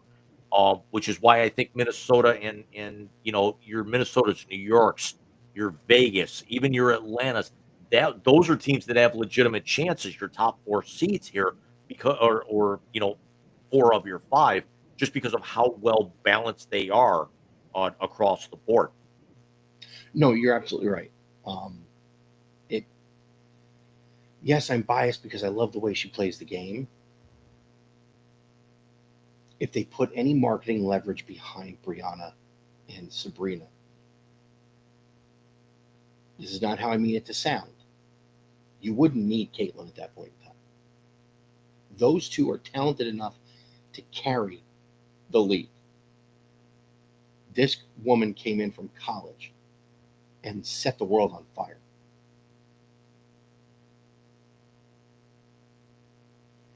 Let me put it to you this way.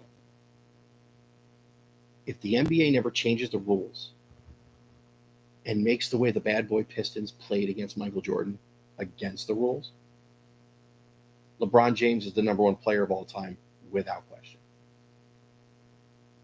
That's how big that rule change was. Kathy's got a choice.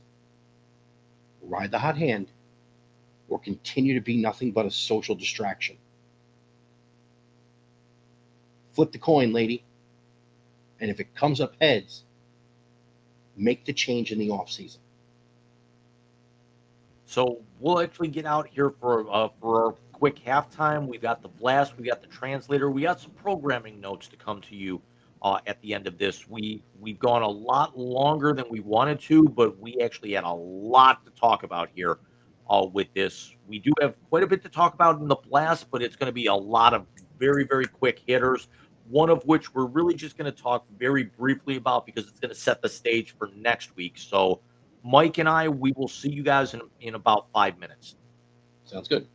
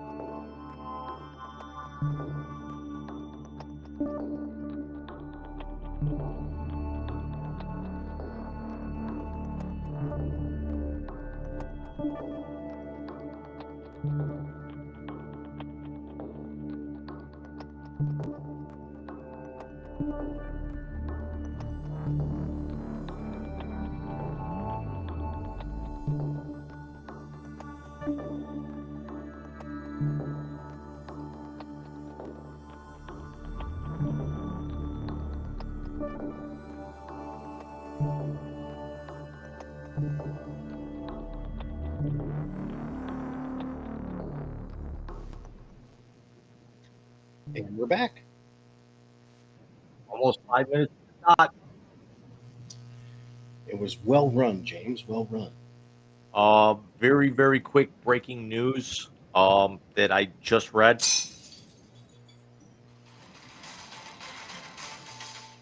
Multi-time boxing champion Ricky Hatton uh, has passed away at the age of 46. Holy shit. Yeah. Found in his home in Manchester, England, and not being treated as suspicious. Wow. He finished his career with a record of 45-3 with 32 wins by knockout. So Unreal. our condolences and thoughts go out to his family and friends. Absolutely.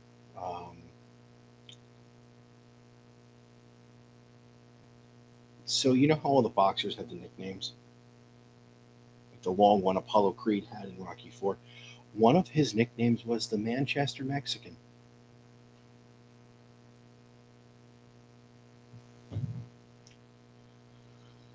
What do you say we get to the blast, James? Because I think after our usual blast introduction, we should hit one thing off the top.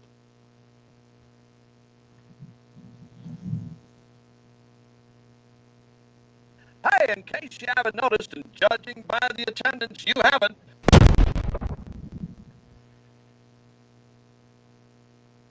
So the dulcet tones of Bob Uecker as Harry Doyle, of course, bring us into the blast every night. And we're going to start with an MLB whip around. And the reason I mention that is this: the first postseason clinch has happened in Major League Baseball, and it's also the number one overall seed in the National League, as the Milwaukee Brewers, in year one, without Uke behind the mic, have the best record, I believe, in baseball. The only team to 90 wins. Michael, we also have breaking news. What's up?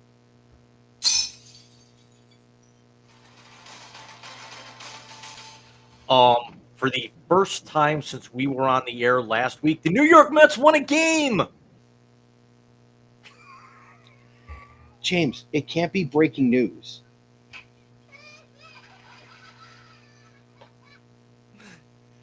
It can't be breaking news if it was 4 hours ago. It still counts. Yeah, it does. And that was very well played, by the way. I do have to give you credit for that. That was very well played. But yeah, the Brewers are in. And you think about the way the season ended last year. Speaking of my New York Mets, and the guy who hit the walk-off home run today to give them that win, of course, hitting the home run that sealed the fate of the Brewers last year. They trade Devin Williams. They hand the closing duties to Trevor McGill, the brother of Mets right-hander Tyler McGill. And he has been outstanding. He's an all-star this year. Listen, my hat's off to Murph, their manager, to that front office. They have done an amazing job this year. And they have a team that's set very well for the postseason. I will caution this. They're a younger team. We've learned in the last few years, the Phillies last year, the Braves the 2 years before it, younger teams sometimes don't need that bye. They need to play. So we'll see what happens. I'm not saying that that's going to happen to them, but let's see what happens. Quick scenario, a quick run around with the divisions. Very, very quickly here, the Blue Jays have opened up a 4-game lead on the New York Yankees. In the AL East, the Tigers have all but wrapped up the AL Central. They now lead the Guardians by 6.5, even though the Guardians are 9-1 in their last 10 and won 4 straight. The Minnesota Twins were officially eliminated from playoff contention today, making them only the 4th team in all of baseball right now to be eliminated. The Seattle Mariners finally caught the Houston Astros and passed them as the Mariners have won 9 in a row and have a 1-game lead over the Astros. And oh yeah, the Texas Rangers are coming quickly as they are only 3 back and they're only 2 out in the wild card. The Phillies have also clinched a playoff spot today with action today with a 12-game lead over the Mets. In the NL East, the Brewers, who we talked about, have already clinched a playoff spot. Their next factor is that they will actually be clinching the NL Central before too long, as they have a 5.5-game lead over the Cubs. And the Dodgers have a 2.5-game lead over the Padres. Both of those teams likely headed to the postseason. But when we look into the wild card, it gets even more muddy as the Yankees and the Red Sox currently playing each other. The Yankees have the Red top Sox wild won. card. The Red Sox won 6-4. Well, in terms of the series, yeah. The Yankees are the number 1 wild card team, 2.5 games up. The Red Sox are 1 game up, and the Astros right now hold that 3rd wild card spot in the American League, with the Texas Rangers 2 games behind, the Cleveland Guardians 2.5 behind, and everybody else starting to falter out. In the National League, the Cubs have an 8.5-game lead with a lockdown on that first wild card spot. The Padres are 3.5 games behind them, but still 5 games up. And then the Mets went from having a very, very comfortable, almost 5-game cushion to only having, there was a point yesterday where they were tied with the Giants. And if the season would have ended mathematically, they would have been out. But now they've actually increased that to 1.5 games over the Giants. The surging, and I mean surging, Arizona Diamondbacks have gotten themselves to 500 after how abysmal the first two months of their season were. They are 2 back, and the Cincinnati Reds have gotten themselves within 2.5, even though they dropped 3 straight. This is going to come down to the last day of the season. And of course, one of the things we're going to tell you guys coming up is that on the 28th, we will come to you live that evening, either at 8 or 8:30. We just haven't decided that part yet. It will be the Wise Guys Present the Big Rican Baseball Show and the MLB postseason preview literally hours after the season ends. So I could be in a really good mood or I could be in a really shitty mood. Don't quite know yet. Mike, of the two teams that hold the sixth and final wild card spots right now, with the Astros having a 2-game lead over the Rangers, and the Mets having a 1.5-game lead over the Giants, based off of the recent performances of those four teams involved, who's in, who's out? I think it comes down to schedule, to be honest with you. I'm not saying that because the Mets are one of the teams. I honestly believe it comes down to schedule. So, just for my boys, they're off tomorrow. They have 3 against San Diego in New York. Then they have 3 against Washington in New York. Then they go to the Cubs and to Miami to end the season. Realistically, if today's win got their head out of their ass, they should go 4-2 over the next 6. Winning 2 out of 3 in both those series. And honestly, they've got to go like 8-4 of their last 12 in order to seal this thing. The Giants. The Giants will finish 3 in Arizona, 3 in Chavez Ravine, and then finish at home against St. Louis and Colorado. So both wild card teams there have garbage teams to play the last weekend of the season, good teams the week before that. The Giants are going to come down to, they've won a lot of their games recently on timely hitting.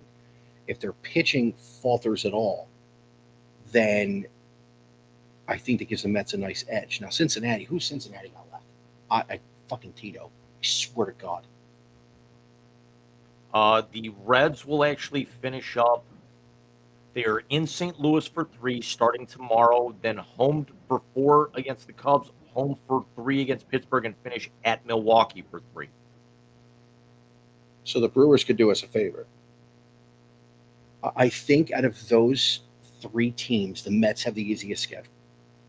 I still think you guys are going to, just based off of the last 2.5 weeks, I think you guys are staying home. And I'm not saying that to be bitter. You guys, they have shown me nothing to. No, and their bullpen is terrible. Nolan McLean is setting records left, right, and center for a Mets rookie, and he handed them a 2-0 lead after 6 shutout innings today, and they lost the lead in 7th. It took Ryan Stanek doing something he hasn't done since last year, which is get guys out, to get them to end up double play brilliantly turned by Lindor in the 9th, to get them to be able to have Pete hit a dinger to win that game. Ryan Helsley has been terrible. Fucking terrible.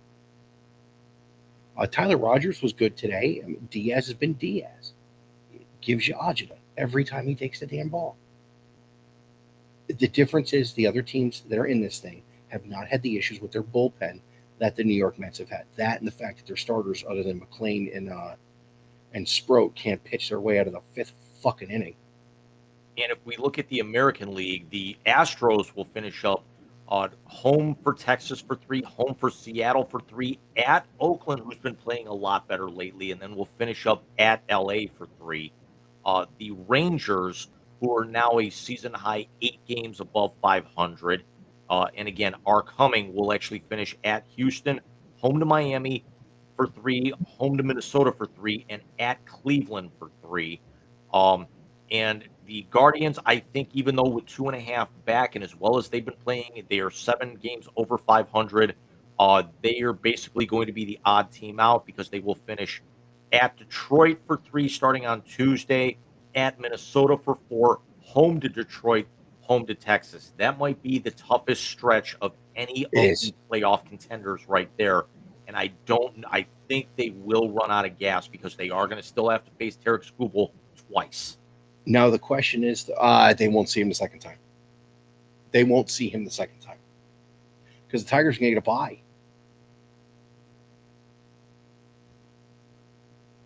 They're going to watch. They're going to skip Skubal. He had to leave a start with an injury. Yeah, but they actually said he's not expected to miss his next one, and he said he checked it. He checked out the next day. Okay. Yes, the Guards have the toughest schedule down the stretch. But again, they've been here. They know what it takes. I will say this. Is that LA that the Astros finish up with? Is that LA Dodgers? Range Or LA Angels. Okay. If it was the Dodgers, do you understand the irony it would have been if if Houston had to go into LA to play the Dodgers the final weekend of the season and the Dodgers swept them away and the Astros didn't get the playoffs? And Just as early as 2017. and then the last team that we talked about, even though that they're leading a division right now, the Mariners will finish up because again they're only a game up here, so they're still involved in that uh, third wild card spot. Even though right now they would be the 3 seed, they will finish at Kansas City for 3, starting at Tuesday, at Houston for 3, home to Colorado, home to the Dodgers to end the season. So that's a lot more favorable for them. Yeah, it really is. And here's the irony in it, and I'm still may end up doing a sports note about this, is that we've always talked about Seattle getting close, closing Houston's window, getting there. Fine. You realize that the Astros have actually won the the American League West 8 of the last 9 years, and the only year that they didn't was the COVID year where they finished second, That's right. including 2 World Series titles in that realm and 3 World Series appearances. I think it's 4. 4. Yes, because they beat the Dodgers. They lost in 17. They lost to Washington in 19. No, you're right. It's 3 because they only lost 1. Because they beat the Phillies in 22. Didn't Atlanta beat them? That's right. They did in 21, and then they won in 22, and they beat the Phillies. So yeah, they're 2-2 in the World Series in the last few years. That's insanity. Other stuff. I mean, if we're talking about individual stuff right now in baseball, scarily enough, Ohtani's going to win another MVP in the National League, but probably in the next 2 days or so, you're going to see something that's only happened 4 times in baseball history, having a 5th. Soto hit number 40 the other day. We were talking about it. So he's going to go 40, 30, 100, and 100, which is 40 home runs, 30 stolen bases, 100 walks, and 100 runs scored. He's got everything but the RBIs, which is at 98. So Soto's going to put up an insane year. And Jim, and I know I'm a homer, but I can say this, I think you'll agree. Is this the quietest 40-30 we've ever heard? Yeah, because quite honestly, nobody gives a shit outside of you, and I say this with all due respect. Nobody gives a shit about the Mets just because of their payroll, because everyone, you're either watching them and rooting for them because you're from there, or you don't care because of their payroll and the fact that they're paying a guy $700 million. So you'd expect him to get those numbers. You're absolutely correct about that, because everyone is so apathetic, even more divisive than Yankee fans right now, because Cal Raleigh's going to win an AL MVP. He is. He's absolutely going to win the AL MVP. But your comment shocks me, because the only reason the Dodgers don't have a higher payroll is because they gave the Bobby Bonilla to the 15th power deal to Shohei Ohtani. That's the only reason. Kyle Schwarber's going to win. I think Kyle Schwarber's going to give Ohtani a legitimate run at that MVP.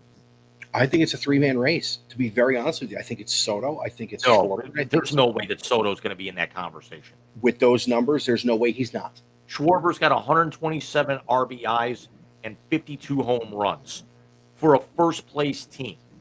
Again, I understand, but you're also talking about the historic. Look, if Ohtani doesn't go 50-50 last year, Francisco Lindor wins the MVP with what he did for the Mets down in the second. And if the Mets don't make the playoffs, Soto's automatically disqualified, because we know it's a playoff award. I agree with you. I 100% agree with you. Or if they get in by the skin of their teeth, they're going to actually have to put some distance. They're going to actually have to get into that third wild card a little bit more comfortable than they'd like. Well, for him to be considered. But I still think it's a Schwarber award right now. I agree with you. And I'm not saying Soto should win the MVP. I think the way his season started, he absolutely should not. But you're talking about a guy who's going to do something that's only been done 4 other times in the history of the game. And it's only been done 4 times by 2 guys who did it twice during the steroid era. So, I mean, and that's where I'm going with this. Ohtani won the MVP last year because he went 50-50. It was first time in history. No one was going to take that away from him. If you look at the impact to the team of where they got to, Lindor was the more valuable player. The Mets don't get anywhere near the postseason if Lindor doesn't do what he does from June 1st on. Same thing this year. I honestly believe if Kyle Schwarber wasn't doing what he's doing, the Philadelphia Phillies and the Mets would be in a lot closer of a race than 11 games out after what the Phillies did last week to the Mets. Go ahead and finish your thought, and I got one more statement before we got to move on. And as far as the American League goes, if Aaron Judge wins another MVP, it's definitely because it's fucking stacked. Cal Raleigh is backstopping, quite literally, because that's what they call it, a team that has been hungry for a division title since 2001 to a possibility of that division title going back to the playoffs. He's the first catcher in baseball history to hit 50 homers. Unreal. Go on. We'll talk more about this as the season winds down, but if you had to pick an American League Cy Young winner right now between Tarek Skubal and Garrett Crochet, and hear me out, Skubal 13-5, 2.26 ERA, second in baseball, 224 strikeouts in baseball, second. Garrett Crochet 16-5, 263, fifth in baseball, 240 strikeouts, first in baseball, and his whip is 1.05, which is 11th. Me personally, I got to lean towards Garrett Crochet. I would love to see Skubal go back to back, but the fact that Crochet has put up those numbers, I might have to lean his way a little bit. Yeah, to go back to back, you've got to do something almost historic these days. Because if I'm not mistaken, the last back-to-back Cy Young was Jacob deGrom in 18 and 19 when he had a sub-2 ERA both years and was 1 or 2 games over 500. I could, and I'm just saying that I think he was the last one to go back-to-back. I can't remember if Cole did it twice. But no, because Verlander won it the year Cole had that phenomenal year in Houston to get them. Then he got the big contract from the Yankees. It was DeGrom. Yeah, 18 and 19. 18 and 19, and then Scherzer was 16 and 17. Kershaw 13 and 14. Lincecum, Jesus. And then from there you have to go all the way back to Lincecum in 8 and 9. Yeah, I knew the Freak was one of them. So yeah, I think you got to do something historic to win 2 in a row for the Cy Young. Skubal's not done that. As good as he's been, he hasn't done that. Yes, Garrett Crochet wins the Cy Young in the American League, and I'm going to say it now. Paul Skeens is going to win the Cy Young in the National League. 1.92 ERA, but his record is only 10 and 9. He's got his 203 strikeouts are 4th in baseball. Yeah. The National League Cy Young Award, they threw the wins away starting in 2018. Because I think DeGrom may have been 10 and 8 or something like that. Mike, I'd like to throw a name out. I think he's got a better shot of winning the National League Cy Young. Freddie Peralta at 16 and 6, 185 strikeouts and a 2.69 ERA. The difference being Freddie Peralta's on the best team in baseball. And he's gotten requisite run support. Paul Skeens has done phenomenal things in his first full season that we haven't seen. Just some of the numbers are insanity. He gets less than 2 runs a game in run support. Freddie Peralta gets like 5 or 6. It's not even a question. Although he did get shellacked in his last outing on Wednesday, giving up 5 runs on 6 hits in only 5 innings against the Rangers. Peralta or Skeens? Peralta. Yeah. Paul Skeens gave up the most hits. Freddie Peralta is 16 and 6 overall, and he's lost 3 of his last 5 decisions. So he was 15 and 2. He was 15 and 3 up until the last week and a half. 2 weeks. Agreed. And that's phenomenal numbers. Skeens had his worst start of his career, and it's because he went 6 innings of no runs and 7 hits. That's the worst start of his career so far. Think about that. That's an insane, insane thing to hear. Uh, as far as the rest of baseball, what's going on, it, we're so focused in on the playoff races and these wild cards, which are going to take us right down to the 28th, that it's going to be a lot of fun if you're a baseball fan for the next week or 2 weeks. It's just you can tell it's real because you're now starting to see little letters next to the teams. You know, you're starting to see some Z's. You're definitely starting to see. You're going to see the E's piling up before too long. I mean, we've already got 4 of those, but we've only got 2 Z's set aside, and then before you know it, by the time we're on the air next week, we could see a couple of Y's and some X's too. Yeah, no, we are going to see some Y's and some X's as of next week. And it's, like I said, we're going to do the show on the 28th, and I'm either going to be in a really good mood or a really foul mood. I haven't decided yet. So we'll see what happens moving forward. But, Jim, let's get to the middle one there. How do you feel about that? For the first time in history, WWE will be taking WrestleMania outside of North America. And people were thinking, could they have gone to Paris? Could they have gone to England? No. They're going to take the blood money check and go to Saudi Arabia, where next January's Royal Rumble will be as well. So, which is going to be hysterical because you're going to have a 30-woman Royal Rumble to be able to compete at Saudi Arabia, where the women are going to be clothed head to toe, and there's going to be next to no. There may not even be any women in the audience to watch it because of their regulations. It's a joke, and I love the fact that with the press conference, you had fans in the watching it on a screen chanting "You sold out" in unison with several thousand strong in that place. Well, no lies told. I'm shocked.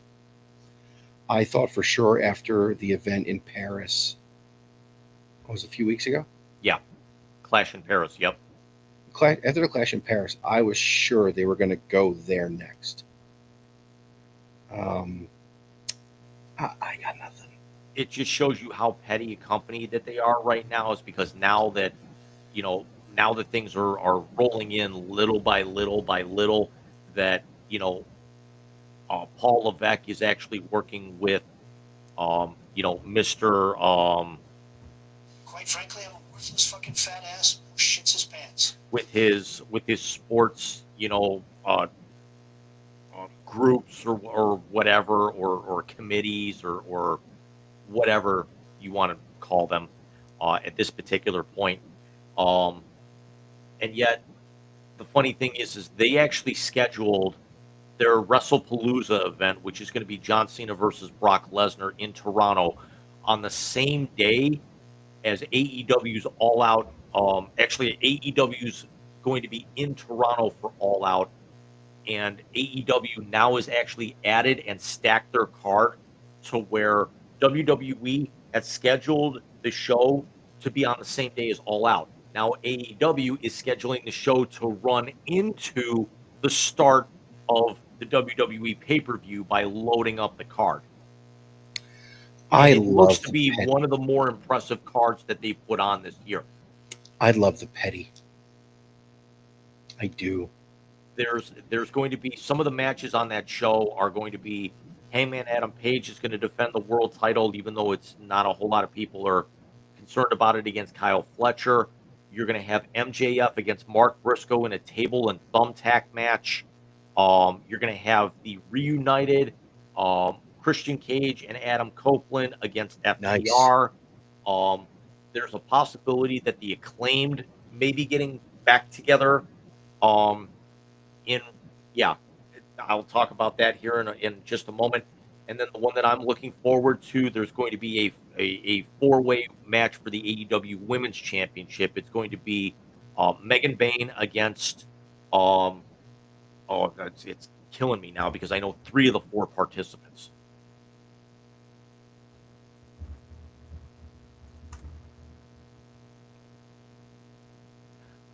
So the card is going to look like John Moxley will face Darby Allin in a coffin match.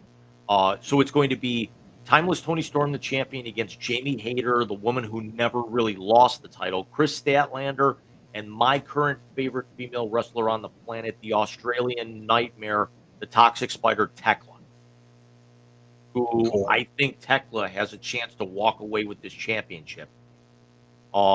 Really? Yeah, she's been red hot, and now she's actually gotten herself into, like, there's a lot of people taking notice on her since her move to the United States. Eddie Kingston will make his return after nearly 15 months off with a broken leg and reconstructive surgery against Big Bill, the former Big Cass. The Hurt Syndicate will face Ricochet in the Gates of Agony in a trios match. There will be an 8-woman tornado brawl at the start of the show.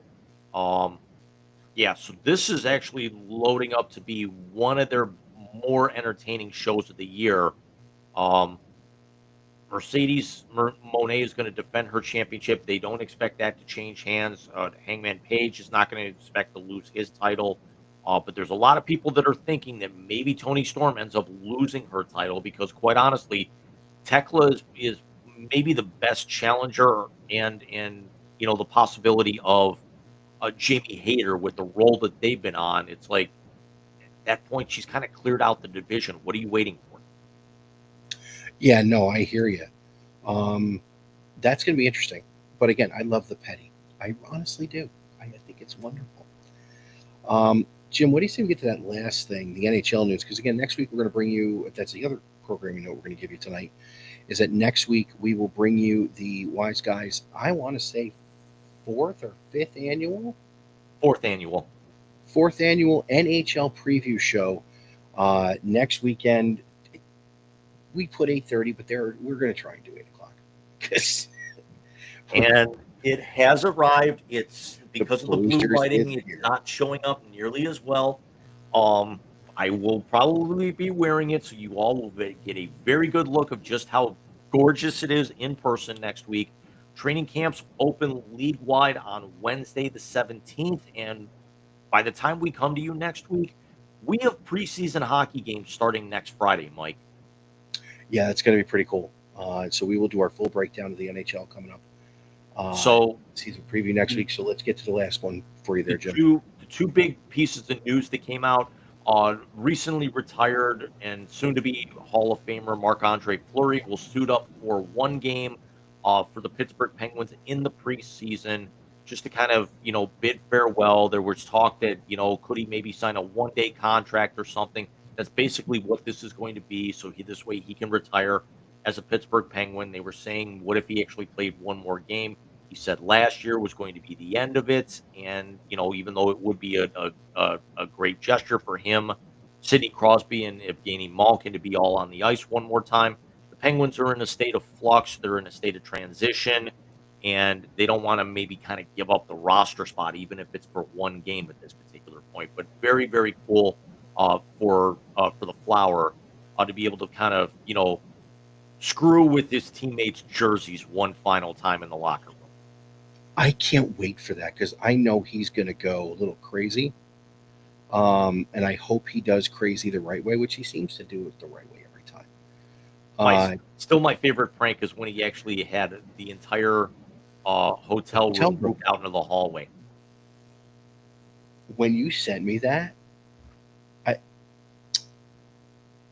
beautiful. It was perfect because they slept in the hallway. Did he do that to Crosby, or was it to Malkin he did it?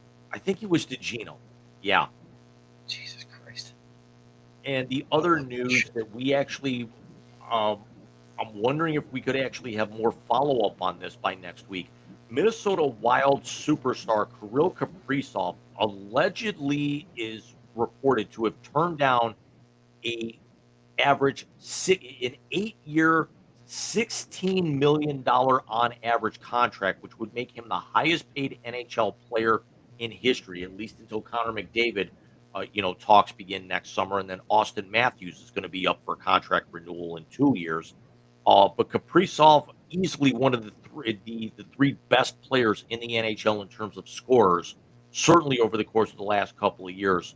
And there's rumors going around that the Wild may be looking to trade him, although the Wild brass has not actually, said don't look into this. They typically don't like to talk contract in the middle of the season. I'm wondering if this could be more of a Dak Prescott type thing, but because I don't think that Kaprizov is going to want to test the waters in free agency and have that hanging over, because the Wild um, hopefully can get back to the playoffs this year. Although they're in a division that's got the Winnipeg Jets, the Dallas Stars, and the Chicago and the Carolina, not the Carolina, the Colorado Avalanche. It was going to be one of those C teams. I was going to get to it eventually. Yeah, I knew you would. Um, I knew you had it. but you know, I got a feeling that they could end up getting in. Maybe my Blues could be the team on the way out. There's also some talk that, um, and I believe it was brought up by uh, reigning Norris Trophy defenseman Cale Makar of the Avalanche, that there's a lot of players who are trying to get in the ear of the owners and the general managers that they want to go back to a 1-8 playoff scenario and start eliminating this wild card stuff. I mean, it wouldn't be a bad idea. But what you lose if you eliminate the wild card stuff is you lose, like what we were talking about just a minute ago with baseball. How many more cities are in it? How many more cities are selling tickets and interest and everything else? You lose that when you cut the amount of playoff teams down. Well, you wouldn't actually be doing that, because right now how it consists is the top three teams in each division, and then the two wild card teams on top of that. So you can have an issue where you can have a scenario where five teams could come out of one division, and then the number eight, the second wild card team plays the team with the best record in the conference, and the number one wild card team plays the other division winner. So, like for example, if you took the Central Division, which I'm most knowledgeable about, you could have Colorado, Winnipeg, Dallas, St. Louis, and Minnesota all get in. And let's say Minnesota is that number one wild card team, they could end up playing Dallas if they won the Central, and then the Blues would end up playing Vegas, as opposed to just going back to the straight 1 versus 8, where you could end up, it may not be staggered, but you don't have to worry about teams crossing over, because this divisional stuff is ridiculous. We actually want to see the best teams. We would have loved to have seen like a Dallas Winnipeg series. We got that in the second round last year. That would have been so much better if it was in the Western Conference Finals. True. No, I understand that. So I mean, I think there's merit on both sides, to be honest with you, to do it that way. But it's Gary Bettman's another one we can't fucking figure out what he's doing. So Jim, we're at 2:18. I believe there's only one thing left to do. Would you shut up and just push the button already? No, God! No, God, please, no! No! No! No! It's the YZ Translator on the Wise Guys Sports Show. I'm forever unclean! Yes, ladies and gentlemen, the dulcet tones of Kamala Harris and then into the Benny Hill theme tells us it's only one thing left to do, and that is the YZ Translator, which is the best segment of the night because it is the last segment of the night. It is the time when James and I give each other names in or out of the sports world, and the first thing that pops into Go ahead and hold off on the intro. We've got honest breaking news.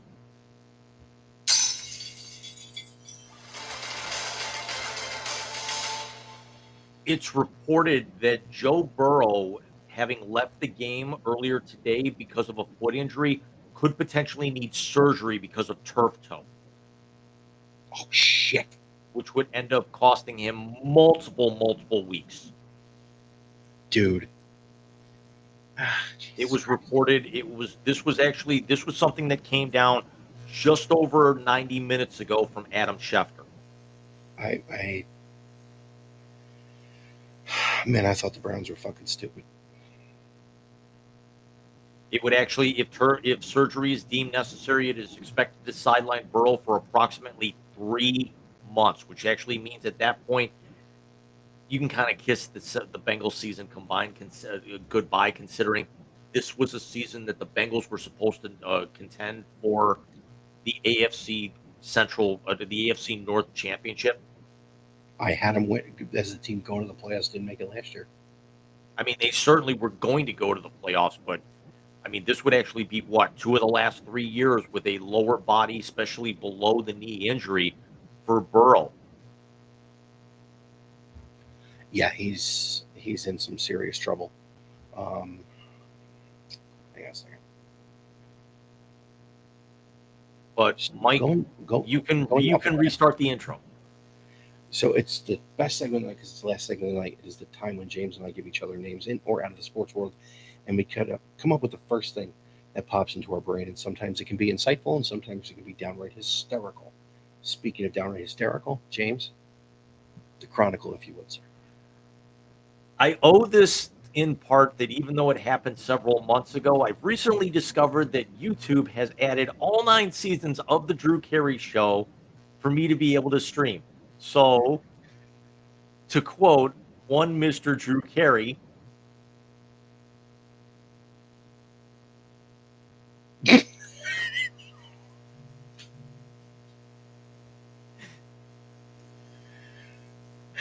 can't even with you. Can't. All right, so I had somebody for you as I got to sit up. I get the knots in my back are terrible today. from the first couple of seasons of that show, Kate or Lisa? Wasn't Lisa played by the chick from Grey's Anatomy? I can't remember what else. I can't remember her real first name. Her last name was Silverstone. I don't, and it wasn't No, Alicia. that wasn't her. No. Kate. I mean, Krista Miller was a smoke show, but I just loved. Lisa was really. I thought Lisa was really pretty, and she had a really great dynamic with the way that she would throw stuff back, especially that entire first season where they danced around Drew unable to date her because they weren't both supervisors. I remember. Mr. Wick is still my favorite character in that show. Keep in mind, remember the first season. Who was his boss? Oh yeah, it was Kevin Pollak. That's right. And then what's his name took over in season 2? Craig Ferguson. Yep. For the remainder of the show. Yep. Jesus. So James, your first name in tonight's Wisey Translator actually changed a few minutes ago, and it is Cincinnati Bengals owner Mike Brown.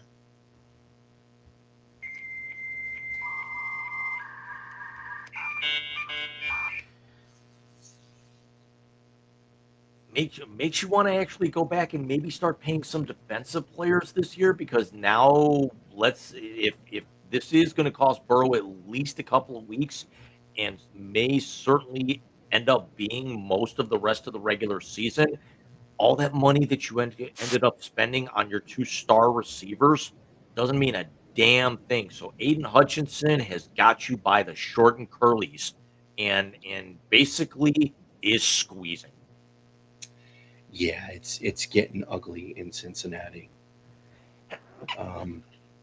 Bless you. Thank you. You're welcome.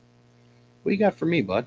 Michael, I'm actually going to go along the same lines here, and I'd like to get your thoughts on this individual, all bias aside. Your first name, he looked impressive in week 1, having a little bit of a rough go here in week 2. JJ McCarthy.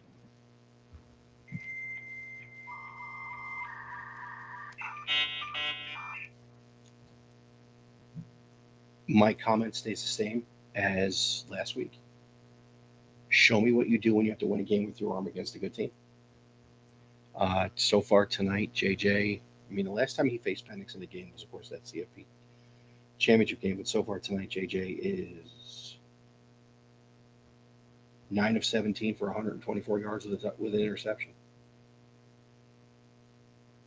Here's what's scary. The Falcons are going to win this game as they're up 15-6 with 5:06 remaining in the fourth quarter, and they now have the ball 1st and 10 on the Minnesota 20. This has been a field goal kicking contest inside the Georgia Dome. All 7 scoring drives have been field goals. Yeah, it's in Minnesota. I'm sorry, it's in Is their Target dome. sponsoring that one too? Or is that U.S. Bank? I want to say it's U.S. Bank.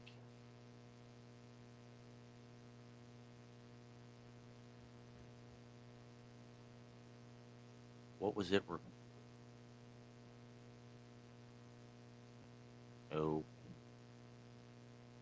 yeah, U.S. Bank Stadium. Yeah, that's what I thought. So yeah, Arguably one of the nicer domes in the country. Well, yeah. So yeah, JJ, win a game against a good team. Come talk to me. So your second and final name tonight, James. Well, we're gonna see. I didn't change tag the whole thing because Mike Brown's a fucking moron. But I am going to give you another one, and that is your second name is Cleveland Browns general manager, Andrew Berry.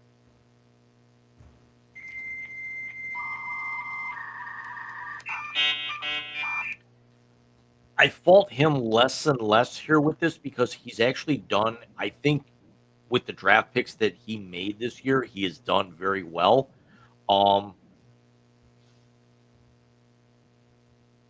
I'm not going to fault him nearly as much as some of the other people that have been on this show, namely yourself and John Rice, because I still think the trade to land Deshaun Watson was not part of his control, and the decision to play him when he should not have been was still not part of his control. So I am not going to fault him nearly as much. That being said, if he doesn't start to assert a little bit of influence about Stefanski, if Flacco continues to play this way, and essentially, again, even though Baltimore was a much, much more superior team, that a 40-year-old Joe Flacco is making those types of mistakes, that his only 2 turnovers resulted directly in 14 points and made that a 24-point loss instead of just a 10-point loss, which would have been a hell of a lot more respectable. Unfortunately, it's going to mean that he's going to have to turn the heat up on Stefanski, which is also, in hindsight, going to turn the heat up underneath him, because if one's going, the other's going to go too. Yeah, no, I agree with you. It's ugly in Cleveland. Mike, your final name in the YZ Translator tonight, we did not bring him up in the first half of the show, but we did bring up one of the reasons why they were so dominant yesterday. We saw LSU come away with a big win, and a big part of that was the rah-rah turnover machine. That would be Florida quarterback who threw 5 picks, DJ Lagway.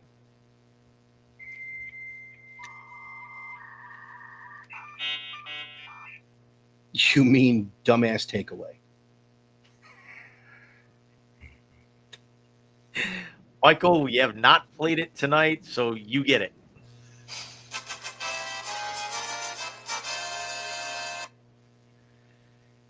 I mean, you throw 5 picks. Really, dude? Really? More likely to happen. DJ gets benched or Billy Napier gets fired before the Florida State game.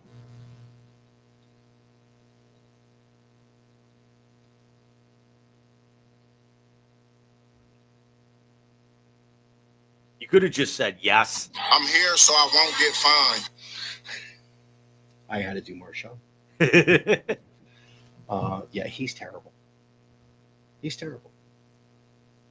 They got Georgia right for the pickings this year because I don't think Georgia's that good. and they're going to lose. They're going to lose a cocktail party because he's terrible.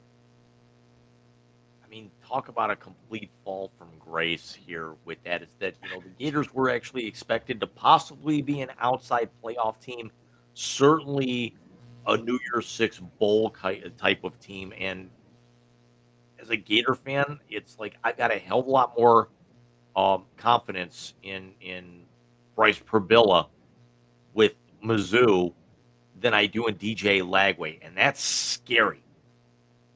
Speaking of quarterbacks in the SEC, did you see what happened Saturday night at the Vandy, South Carolina game? I did not. Vandy quarterback Diego Pavia said if they won, he would get Theo Vaughn a date with his mother.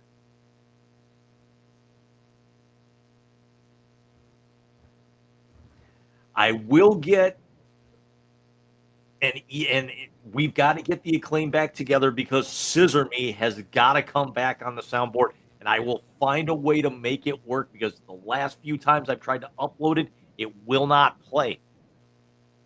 Hold on.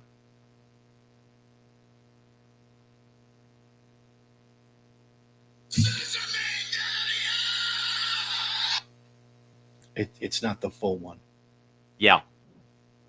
The Scissor Hub one doesn't work, but yeah, that was my highlight of the weekend. I didn't know if you had seen it, but good show, my friend.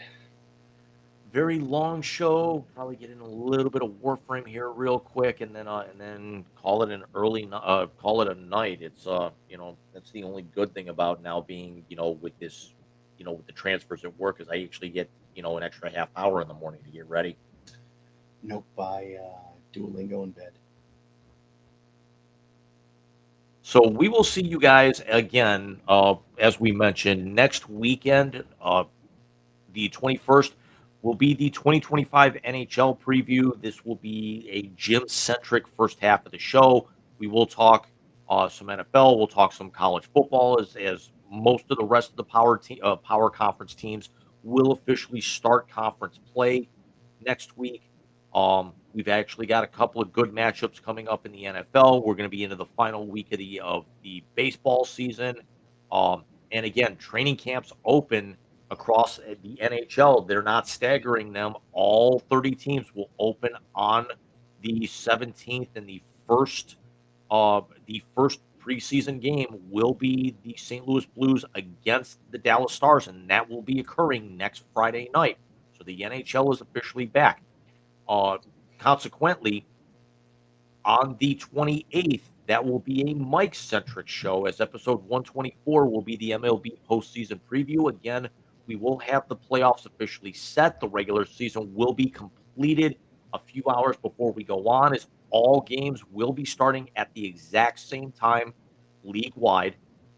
So this way so you don't have team scoreboard watching or sandbagging. And then we finish out some programming as October 5th will be the 2025 NBA preview, as that will actually be just a couple of days after training camp opens, and we will have maybe a handful of preseason games that will be starting the day before. Yeah, it's a big couple of weeks. We were talking about it the other day. And they're all content heavy, and they're long. It's like we sat here and fucked around tonight. We went through the entire scoreboard of 2 sports. Yeah. But we will see you guys next week with our NHL preview, and then 2 weeks from tonight we will get the baseball playoffs, and the week after that we do the NBA, and after that I think we maybe take a deep breath. See you guys next week. Everybody have a great night. We'll see you next Sunday.